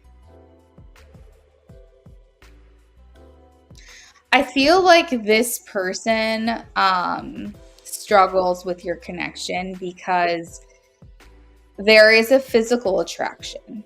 And then next to that, there is the judgment card. And this talks about how you, a lot of the times, encourage Rashad to grow, to become better, to reach in and tap into that potential of who he could be. And the judgment card talks about a lot about like holding up a mirror to someone and saying, here are your flaws, work on them. And I feel like it's through the things that you're asking of him or wanting from him or just your energy in general towards him, or like when he thinks about you, he constantly feels that he's being encouraged to like grow and change and evolve. And so he's stuck between this like turmoil of, I'm really attracted to her. Like I want to bang her. Like I want to be with her in that way. But at the same time, I know that that's going to come with needing to have a lot of enlightenment within myself and a lot of growth within myself and become a better person. And I don't know if that's something that I am ready to do. So this is where I think there's a lot of confusion between you and him, is that feelings are different than actions. And so I feel like he might use his feelings for you and your feelings for him to his advantage, and he will come and open up and express his feelings for you, but it's not going to be in the way that you want. You're wanting him to You said, yes, he said this. He appreciates our vibes and everything else. He never had something like this. Exactly.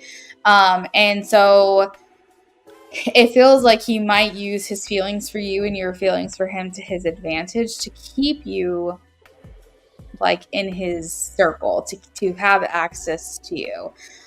So he might say things to you that he actually means, but at the same time he knows that that's going to keep you on the hook. It's going to keep you wanting to be with him. I am getting a no in terms of him putting actions towards really showing you and this connection that he wants you.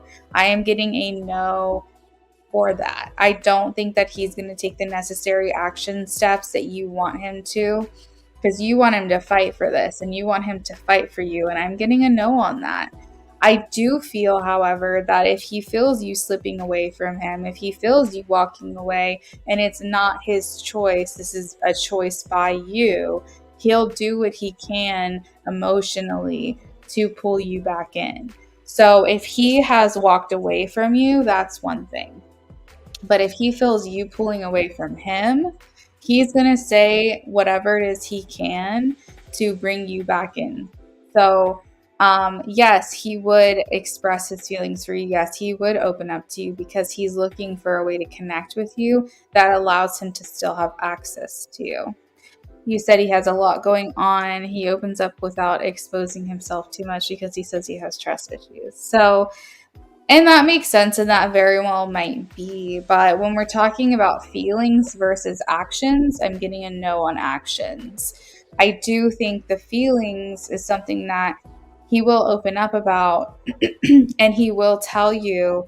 But again, he's still very guarded. He's only going to do this to a certain extent, and he's going to need a reason to open up to you and express his feelings, which one of them would be you saying, I don't want this anymore. Like, I'm moving on without you.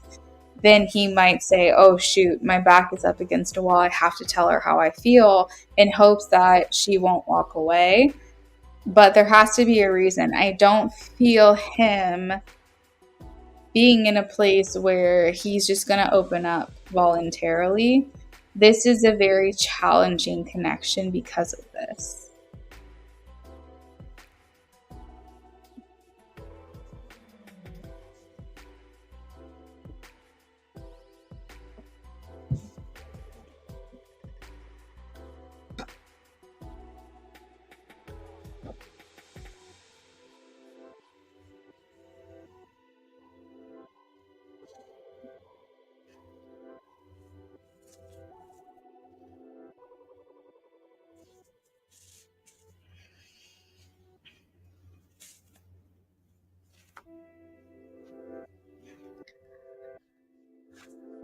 It's like we mirror each other, so this is interesting. Yeah, that's what I was saying before, with the judgment card, is that he constantly fights with himself because if you don't mind, if this is too TMI, you don't have to tell me.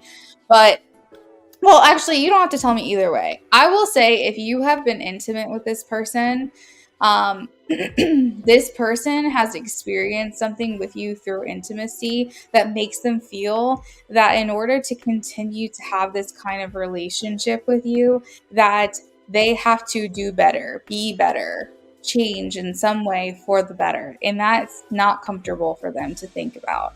And so they're constantly conflicted because they want to be with you in a sexual way, but they also know that that's going to come with a price tag, that you're not just going to be cool with just like giving it up. You know what I mean? You're going to want something with that. You're going to want to feel some kind of security or like official title or what have you. Like, he knows that he can't just like have it and walk away scot-free, that you're going to have expectations in return. And so, you know, I think that's the challenge for you said we have multiple times. So that's the challenge for him, is because he wants this no strings attached. And you're like, nah, that's not how I work. That's not going to happen.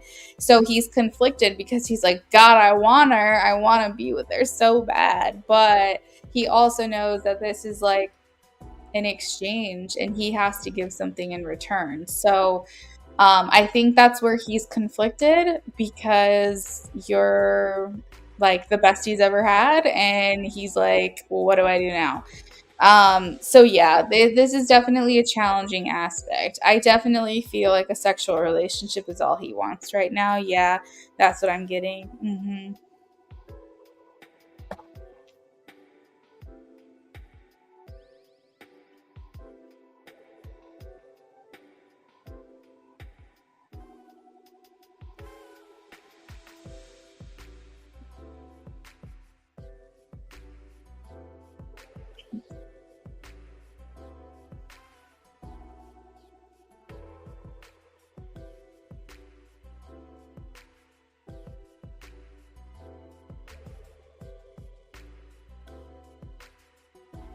I think that if I think that if you would allow that, I think he would be around much more.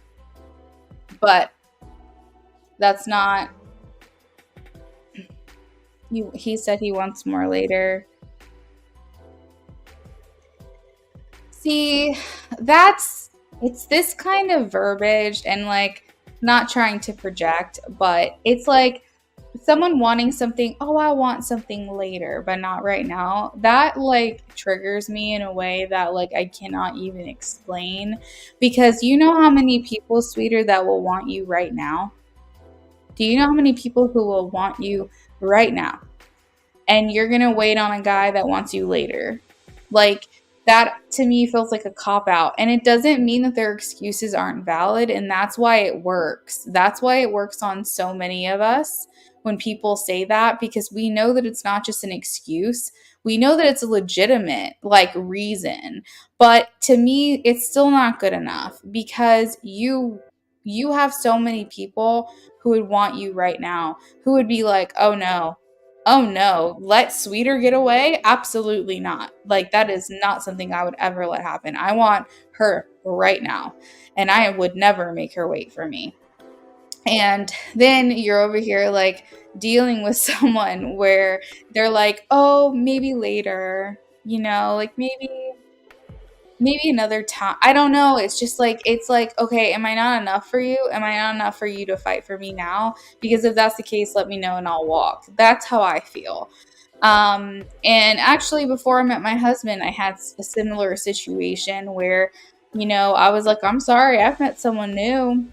Sorry about your luck. And he's like, well, come on. Da, da. I'm like, no, like, I don't know where this is going with this person, but he's giving me a lot more in 2 months than you ever gave me in 2 years. And I'm not willing to jeopardize that connection that I have with this person for something that has never worked out for me in the past. And he's like, oh, okay, well, like if it blah, blah, blah, blah, like I respect it, whatever.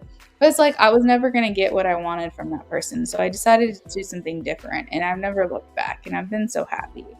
So, it does trigger me in a way where I'm just like, it's a good enough reason for them and that's fine, but it doesn't have to be a good enough reason for you to let it keep happening. You said before you came in, he also told you something about an ex without mentioning an ex. He knows you're seeing someone. He tried to ask, where do you see yourself going with that connection? You're hip to 100. He seemed so heartbroken when I said I don't see him and I necessarily in the future. I wholeheartedly agree with you. Yeah, I mean, they are going to be upset if they don't have access to you anymore. They are going to be upset. That's just how it goes.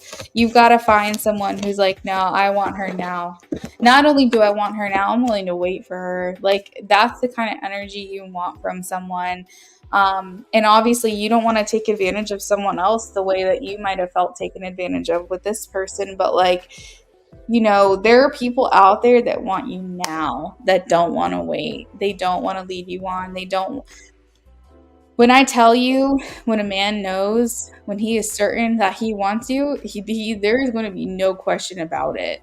And to think of all the time that I wasted on people who were giving me a half-assed relationship, if that, like, I feel like I wasted so much time. Now, I do have experience with that, and I do think that it's helped cultivate me into better understanding of my life purpose. But it doesn't mean that it doesn't hurt to look back and see all that time and all those tears and all that frustration wasted on people when I could see like how good it gets now and how easy it is and how effortless it is, and I don't have to fight tooth and nail for someone to love me.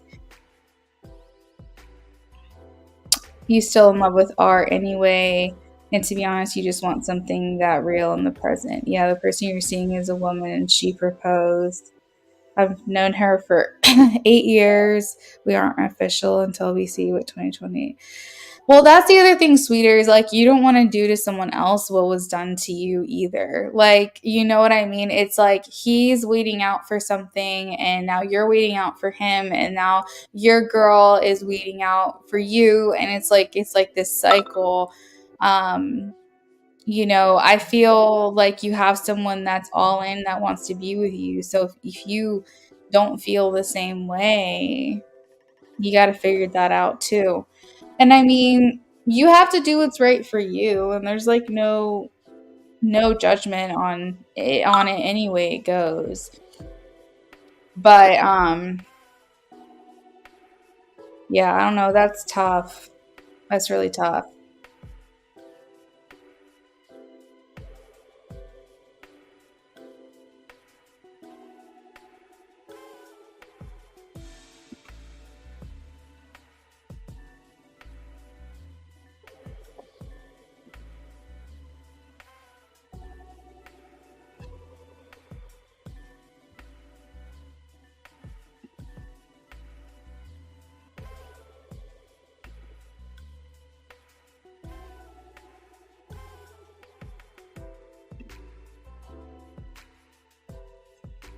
She's the one who told you to see what's out there to confirm if you're ready. That's good. I'm glad you have that. I'm glad she's understanding.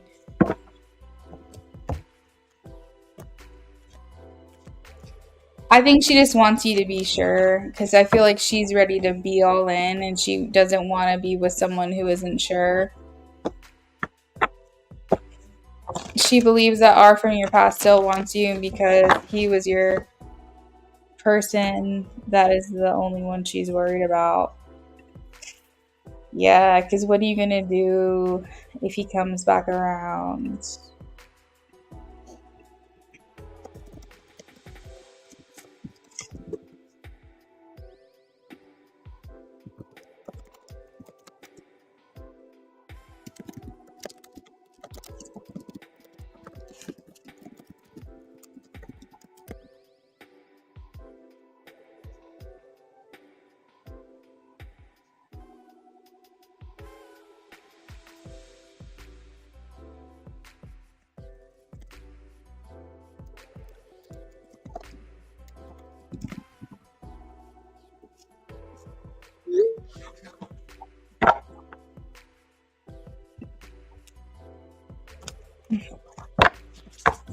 You said you met years ago on the twin flame journey. She knows a lot. Oh wow, that's cool. Well, sweeter, I think you're gonna figure it out. You just need to give yourself some time and like totally respect that. You're very welcome. Sometimes we find that what we're looking for has been right under our nose all along. So, don't make a decision unless you know for sure. But if you do decide on her and you're happy and you're in love, and I think congratulations to that. And if not, then it seems that you have a very understanding partner who's willing to let you explore other options. And I think that's also a good thing. But you're very welcome. Good luck with all of that. All right, so IJ,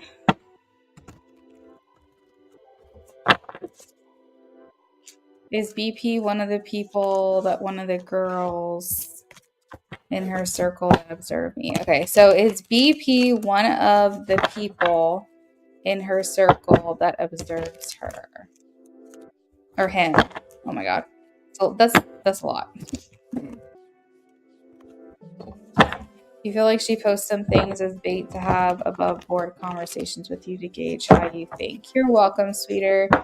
Is BP one of the people that one of the girls in her circle that observes him? Is she one of the girls in her circle that observes him?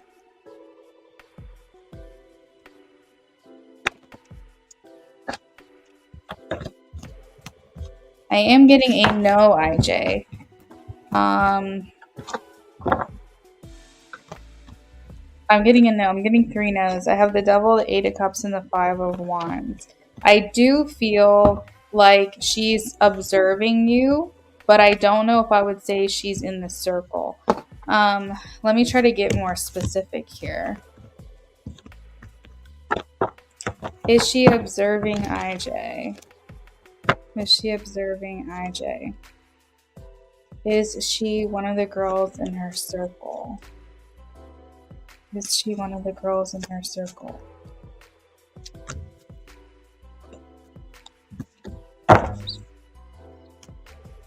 I don't think she's in the inner circle either, IJ. Is she observing IJ? Is she observing IJ? This is tough. I don't know. I don't think that BP is an inner circle trustworthy, or not trustworthy. I'm not going to say she's not trustworthy, but I don't think she's one of the inner circle people. For some reason, I'm not getting like BFF. I'm going to tell her, like, I think BP could be observant, and I think BP can be not nosy, but like, you know what I mean? Like, I feel like she could be curious, and I feel like she might want to know about you, but for whatever reason, I'm not able to like connect her with the inner circle.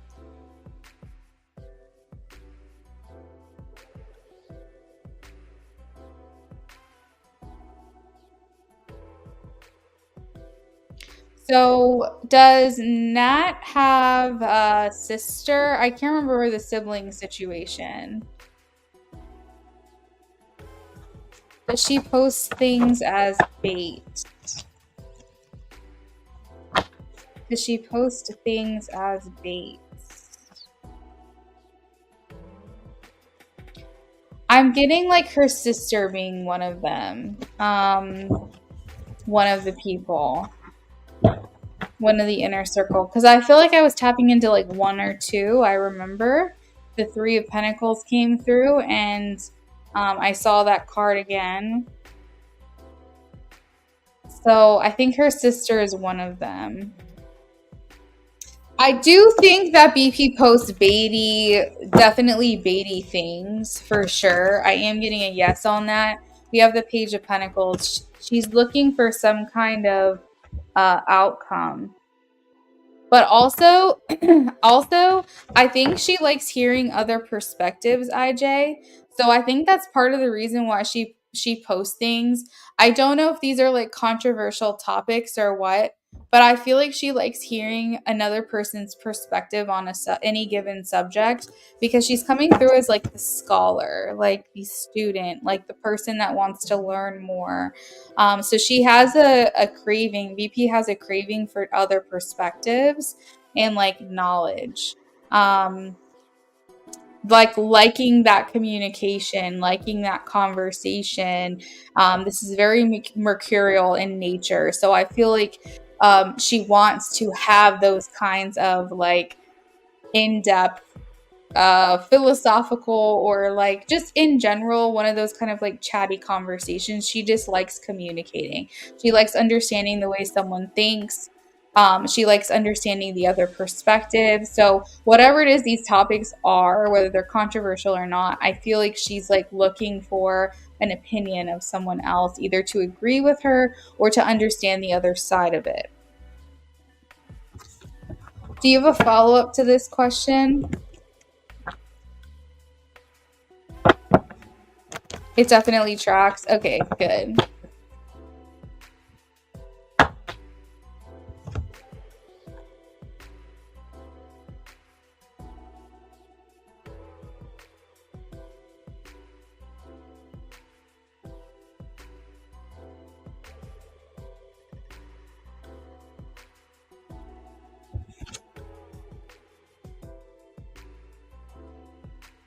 Yeah, she definitely likes learning.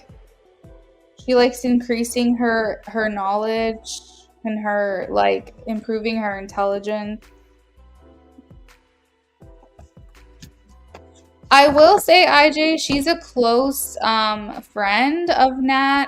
Um it seems like they're on like close terms, but I just truthfully don't think she's one of the girls that has brought you up to have a conversation about. Like, I was talking about something different. I feel like it was more like sister, or like maybe like BFFFF, like the closest friend that is to her. um but it doesn't mean that she's not running in the same circle as Nat. And maybe Nat considers her a close friend. It just means that she's not one of the girls I was referring to in the last reading. One less problem for you. Okay. What should you know? Okay, perfect. What should IJ know?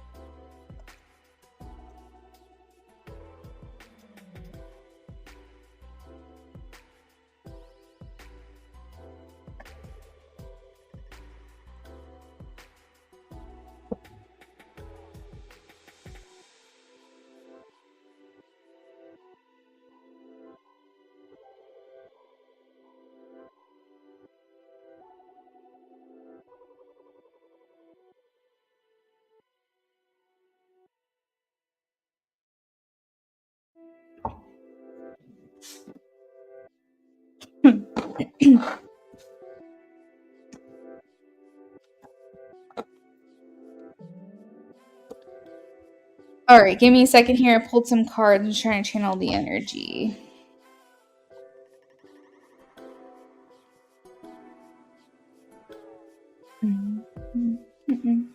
All right, so they are saying that you're thinking a lot about your life purpose. Like, this is clouding, not clouding, but this is like consuming. That's the word. Thank you. That it's consuming your mind quite a bit. Like, you might be having fits of inspiration where it's like sometimes you can't even like have a hard time sleeping because you're like just your mind is just going going. And so they want you to know that like this is like your soul purpose or life purpose um is like going to fire you up. It is going to create a lot of energy within you, because this is like Mars energy, action, drive, ambition, that kind of thing. So it's like if you're ever feeling like, okay, I need to turn my brain off, you have to like try not to think about your purpose, because it's almost like a channel. It's almost like as soon as you think about it, a light switch turns on, and it's very hard to turn that off. It's like you have a direct path to source or something, like a direct channel to divine information. And it's like as soon as you turn that switch on, it's like you're not gonna be able to sleep. You know, it's gonna be hard for you to like think about other things because you're gonna have so much inspiration coming through. And also like the curiosity of what is my purpose? What am I going to do? What is the plan? So they're saying that a lot of the times you can get like consumed by these thoughts. So they're just like, okay, that's great. It's good for you. It's ultimately very, very good for you. But if you're like, I need to rest, I need a break, I need to not think about this stuff so much, um I think that's important that you try to like deflect away from what is my life purpose, what is my calling. You have to like find that balance, because they are showing like that Gemini brain, where it's like you want to know, learn, and sometimes you can get really sucked into it. Yes, the balance of it all for sure. um which is, it's definitely a good thing for you, but they're also like, you can take a break sometimes. You can take a break. Let's see. What else am I getting? What else?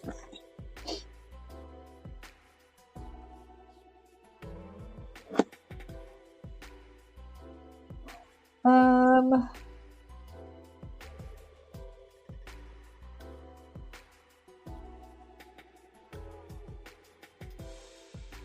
this is really interesting because I have the Hanged Man next to the Nine of Swords, and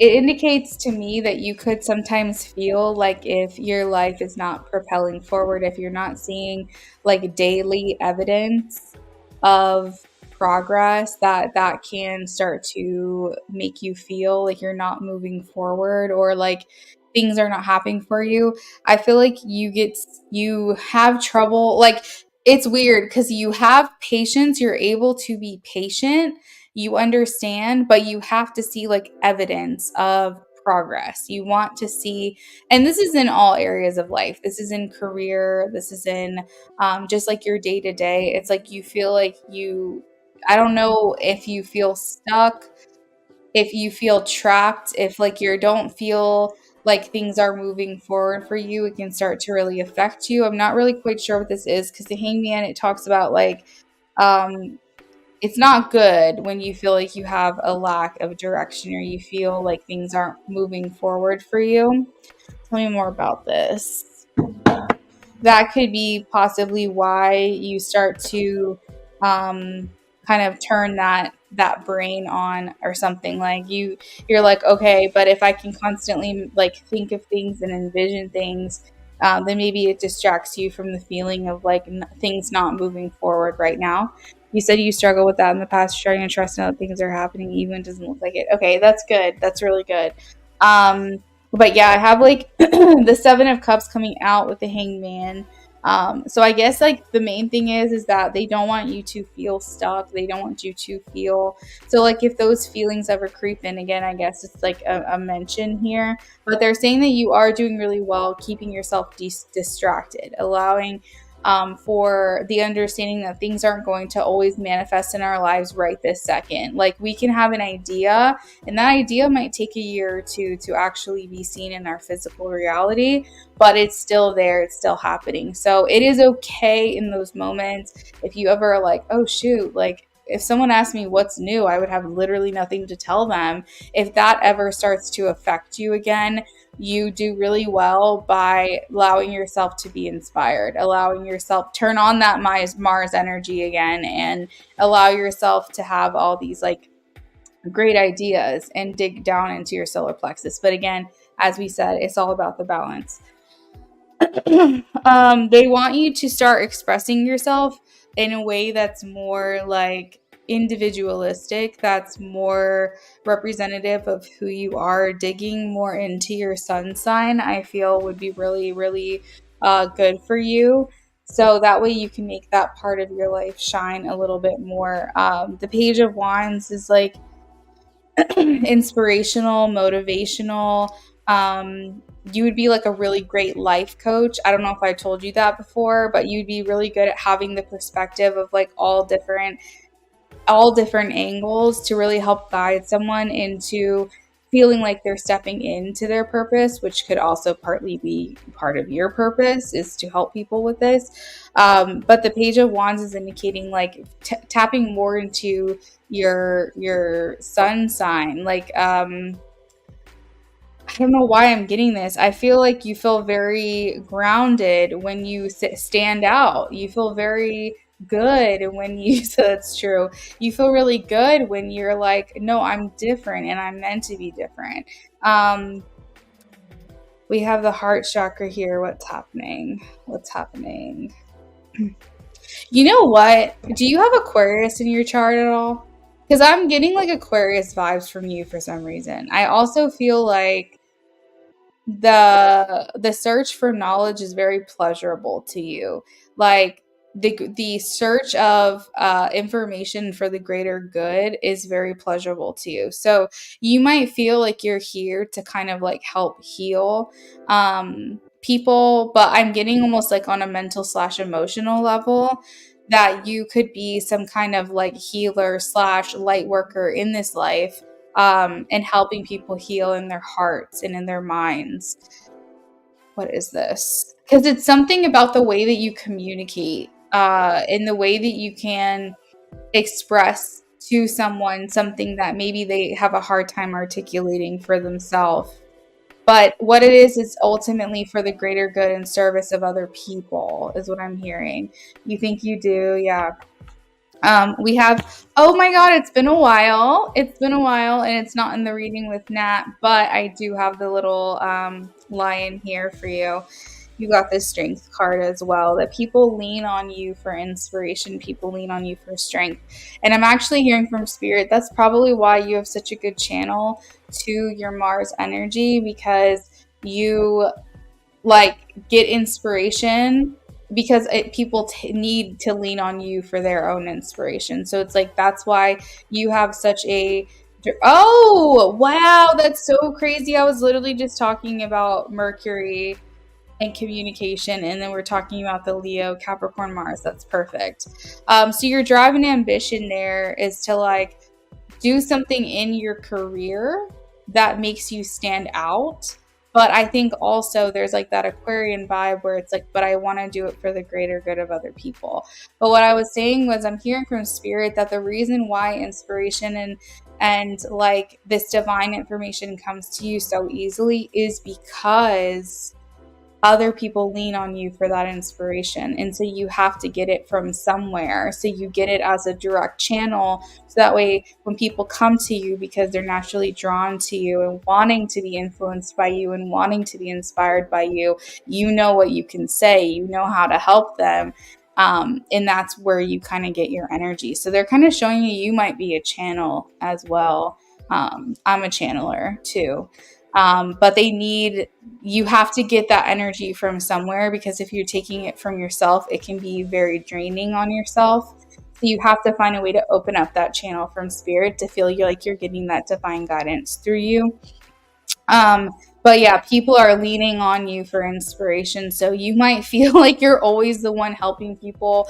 Like in like grocery stores, for example, someone might go, hey, do you know where this is? Or do you know where that is? Or like, hey, can I pick your brain for a second? Can I get your opinion on this? Like, you might be one of those energies where people go, oh my God, he's a kind soul. Like, I don't know why, but I feel like I can trust him, and I feel like I need his help. And that's kind of like the vibe that you give off.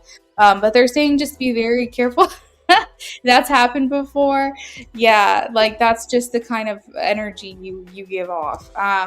And the Four of Pentacles here is indicating like, yes, and that's good. Yes, and he needs to protect his energy as well. So this is kind of weird because this felt like a full circle reading, which I don't think I've ever really had for you before, where like the ending card meets up with the first card in like a perfect transition, and it's just like an evolution, just goes around and around in a circle. But yeah, so that's what I feel for you, IJ. I definitely feel like you have to protect yourself, but also understand that you're here for like serving purposes of other people, that other people are going to lean on you for inspiration. Really, honestly, being a life coach would be just like the perfect universal spiral. Oh, I love that. I think that's amazing.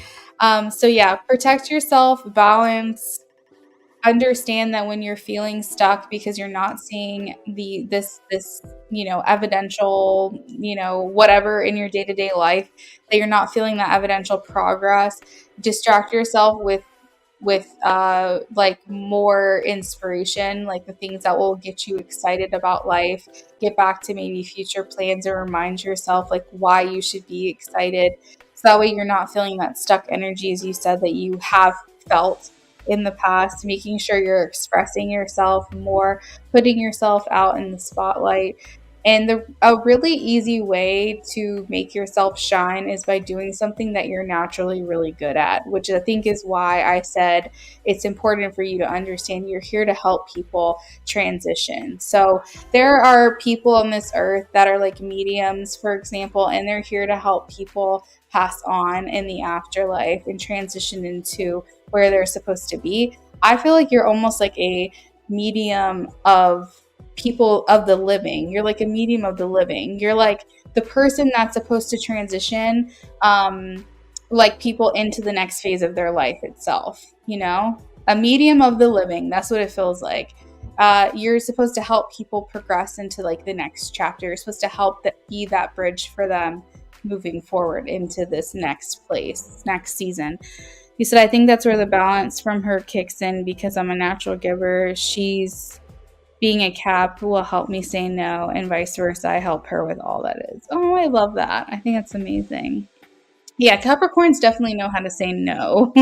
They definitely know how to be like, yeah, no, that's not happening.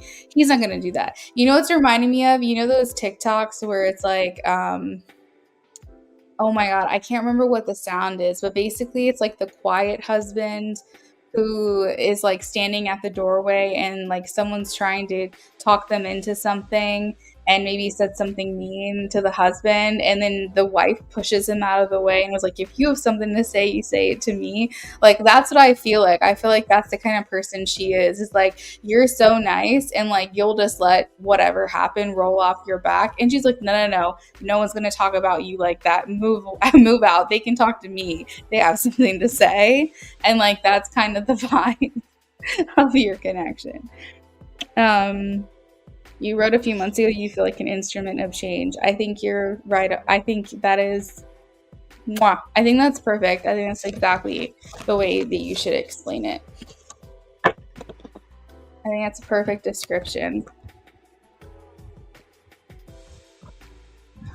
Because she's like, you know, she's the kind of person that's going to see the weight that things have on you and like how much you just want to do good and be good and help create change and all of that. And I feel like she's going to go, it's okay. Like, I'll handle like being direct. Like, I'll take care of you. Because here's the thing. She's like, no one's going to, if you're not going to protect you, who's going to protect you? Well, I will then, if that's the case, you know? Oh, you're so welcome. I hope you enjoyed your readings.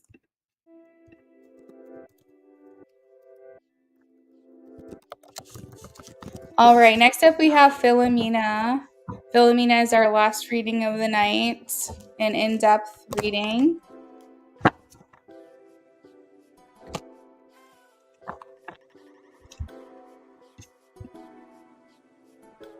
Philomena, if you're here, check in with me, friend, and you can leave your question in the chat as well.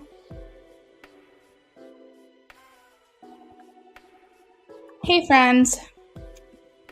All right, so you said, how will work be like for the rest of the month of October?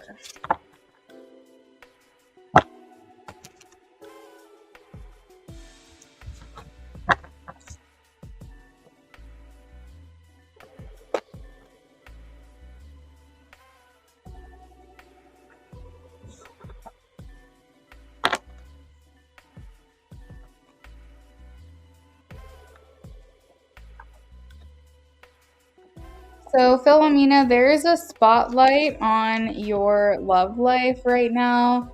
I'm not really sure how that connects to work specifically, but I see the sun shining down on the Six of Cups in matters of the heart and also reconciling or reuniting with that person.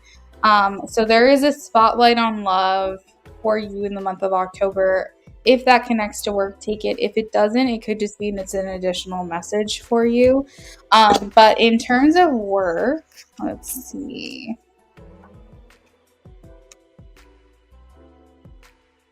So I'm kind of getting the message that something is going to happen that's going to make you feel like frustrated or worried. It's just bringing on a negative feeling, but they're saying that it's not as bad as you think. We have the Page of Pentacles that everything's going to work out just fine. Good news will happen. you like it's not going to basically be as bad as you think. So if there's a situation that happens at work, whether it be like you feel like you did something wrong, or like there was an altercation or some kind of disagreement, or whatever, something that's making you worried about this, I feel like spirit is saying like it's not as bad as you think, or it's all going to work itself out and it's not going to be a big deal. And I just want you to know that, because there's like something that's making you feel down or making you feel let down, or you're frustrated, or I don't know, there's something here that has like a negative emotion attached to it. And I feel like spirit is saying it's going to be fine, it will work out, do not worry about this. Let's see.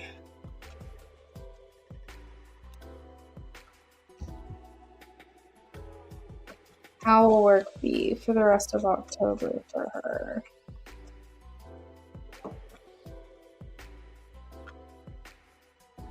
Overall, I feel like you're feeling very empowered at work. I feel like you're um, standing your ground, even if there's like any kind of like challenge, or things are a little hard for you, or you're having a rough day, it doesn't really matter. You are going to like handle this like a boss. Like I feel like whenever something happens at work that feels like, oh my God, is this going to be the thing that just like really like frustrates me, or is like feeling like a very hard day, I still feel like you walk away empowered. So there's like this sense of confidence that's going on in the month of October for you, where you're like, yes, I know what I'm doing. I'm good at this. Like you feel in October for the most part that like you are really good at your job, that you are getting more confident every single day in what it is that you're doing, that you feel like you've got this down, or like you've got this rhythm or something along those lines.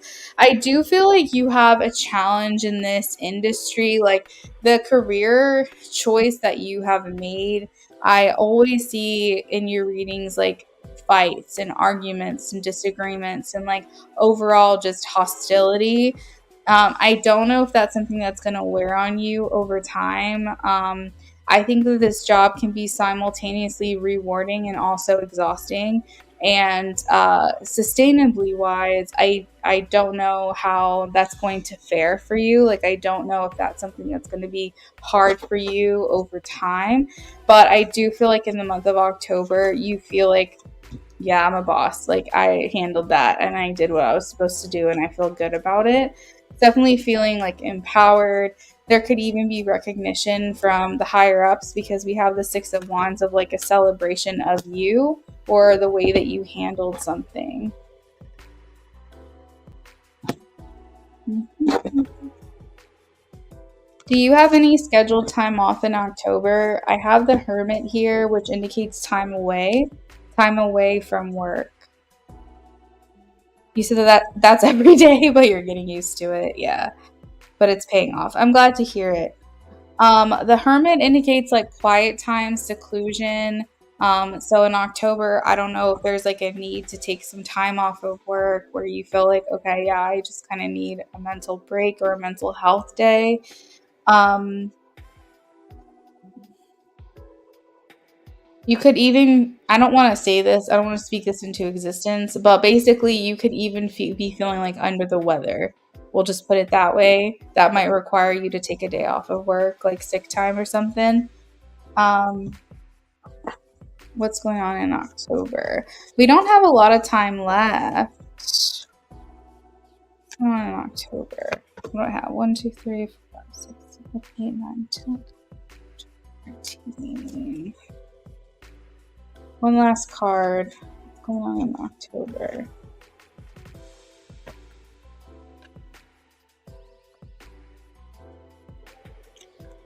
I kind of feel a callback to this like love life thing. I know that you're asking about work, but I kind of feel called to see what's going on here. So let me pull a card on that. Why is this Six of Cups here? Four of Wands. Are you in a relationship where you guys could become official or create some kind of like official title? Um, Because I see here with the Four of Wands that there's a connection that's taking things to the next step. You have the beginning of November and the end of October off. Okay, then that makes sense why I was seeing time off in October. You're not talking to anyone? Ooh. Wow, that's amazing. Well, I'm so happy for you, Philomena. That seems like something that's really important to you. So I'm happy to hear that. Yeah, I feel like so Six of Cups can talk about reconnection or reconciliation. So the Four of Wands would indicate someone trying to maybe take you on a date, potentially someone that you know already.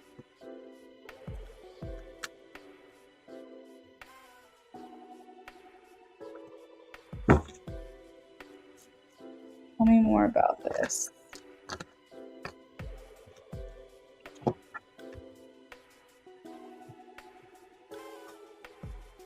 There's too many zodiac signs here that I don't feel like I want to pinpoint one down.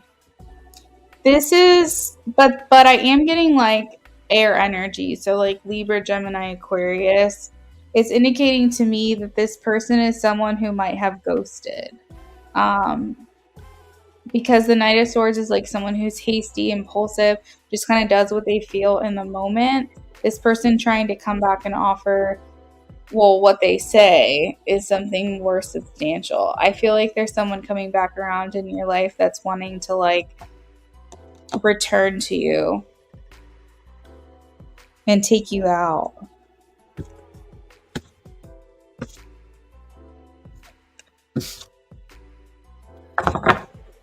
Anything else for work in the month of October?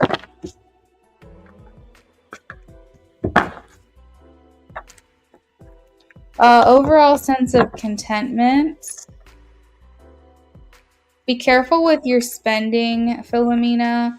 I have the Five of Pentacles coming up again. So I know that you said you make good money here, but I think that they're saying just kind of make sure you're tucking some stuff away, making sure that you're setting yourself up well here. Because there could be something coming in that happens, maybe not necessarily in October, but in the near future where you're going to want to spend, like a chunk of change, and they just want to make sure that you're not doing anything too crazy in the month of October spending wise. Enjoy your life, enjoy your money. You work very, very hard for it, but I think they're just saying just be prepared for saving up if you can. You said the only person you talked to at work when you started was Baraza, but that didn't work out. You don't know if it's him. Do you know what his sign is? Sun, Moon, or Rising, or any of the combinations of the three?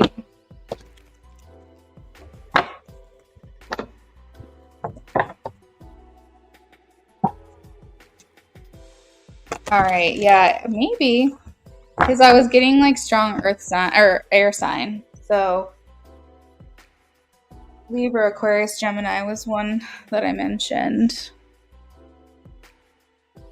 Overall, I think October is good for you, Philomena.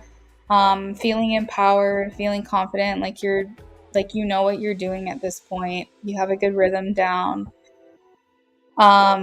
Taking some time off, but that makes sense because you told me you were actually taking time off. Potential like love being highlighted for the duration of the month, and I think that was it.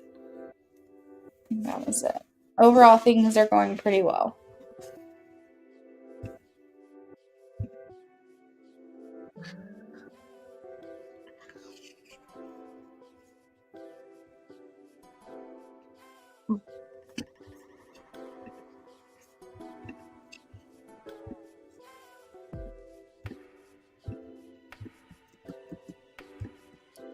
All right, guys. That is where I'm going to leave it. Philomena, thank you so much for your donation. I hope you enjoyed your readings with me. I appreciate your patience as well tonight. I know I couldn't get to you right away. I was trying to get through those readings as quickly as I could. But yeah. Just a reminder, guys, I will be here Monday through Friday now. I'm off on the weekends. I'm going to do a couple more live streams this week. But if you don't see me here on a Monday through Friday, oh, you donated extra? Sorry, Philomena, I just saw. If you Okay, so I got you down for a minute. You can post your question whenever you're ready. If you don't see me over here Monday through Friday, definitely check Instagram because a lot of times I do offline readings over there, or I have like other information about what the plan is for the day. So you can always check over there if you're not sure what's going on. But I have weekends off now, so Saturday, Sunday, and then if there's any additional time off, because I'll be taking like a trip to Texas in a couple weeks, and then Connecticut a couple weeks later, and I just got a lot of stuff going on. So if I'm doing like a long weekend or I'm taking like unscheduled time off that's not typical, I will let you guys know. Is it Barraza? Let's see. I hope I'm saying that name right.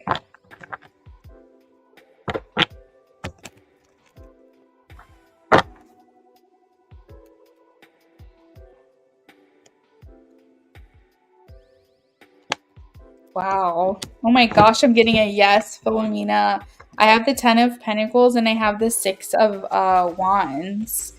This is talking, so you had the 6 of Wands in your last reading, and it was talking about getting recognized at work, and I thought it was for something that you did at work, that you're getting like praise for.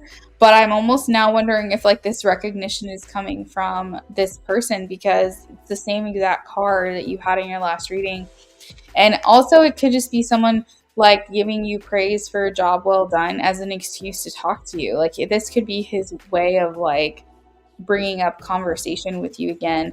I have the 10 of Pentacles here, so I feel like this is indicating like a lot of good feelings towards you.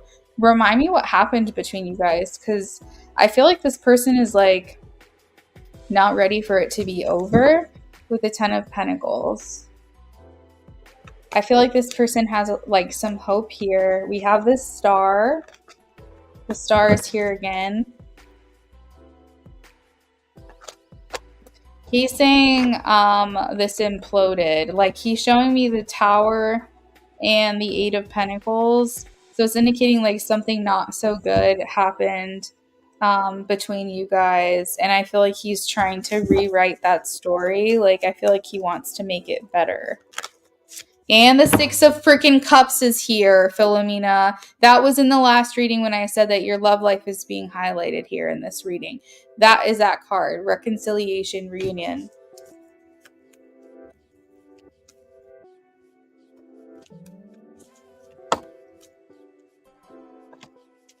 This is coworker energy. 3 of Pentacles. This is actually a situation I would put money on, Philomena. As a reader, with these cards showing up like this, I would put money on this. 2 of Cups. I would put money that this is the person. Sometimes I don't always feel certain. Sometimes I'm like, oh, I think so. I'm like 80-90% sure, but like I don't see how this isn't, because Spirit knows that if they show me similar cards from a previous reading and the next reading, that's basically confirmation for me. And not only that, but I got multiple yeses right out the gate. You said he's young. You asked if he wanted to hang out. He was making excuses, so you stopped talking to him. You found out later it's because his ex-girlfriend worked with you and they were talking again.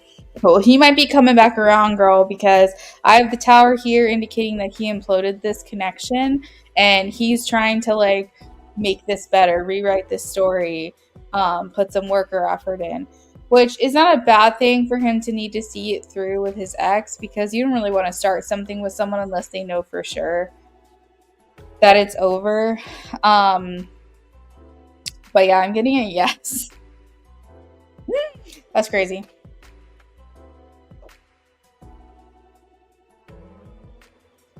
Now, what you do with this information is your own, prerogative. It's your own terms and free will. But I think this guy's coming back around.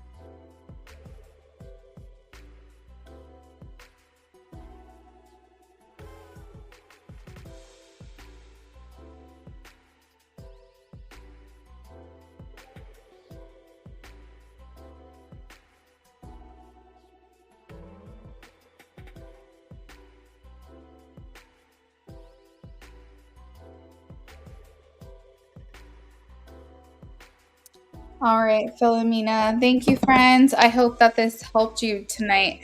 I'm going to go ahead and sign off for the evening. I'm almost at my 3 hour mark, so I think this is a good place to end it. I will be working tomorrow, Thursday, and Friday. We will also be doing a giveaway later this week, so just be on the lookout for that. It's the 25 like giveaway, so if you want to be a part of it and potentially win a free reading, that's always fun. I'm gonna see you guys tomorrow, and I hope y'all have a lovely rest of your evening. Bye, everyone.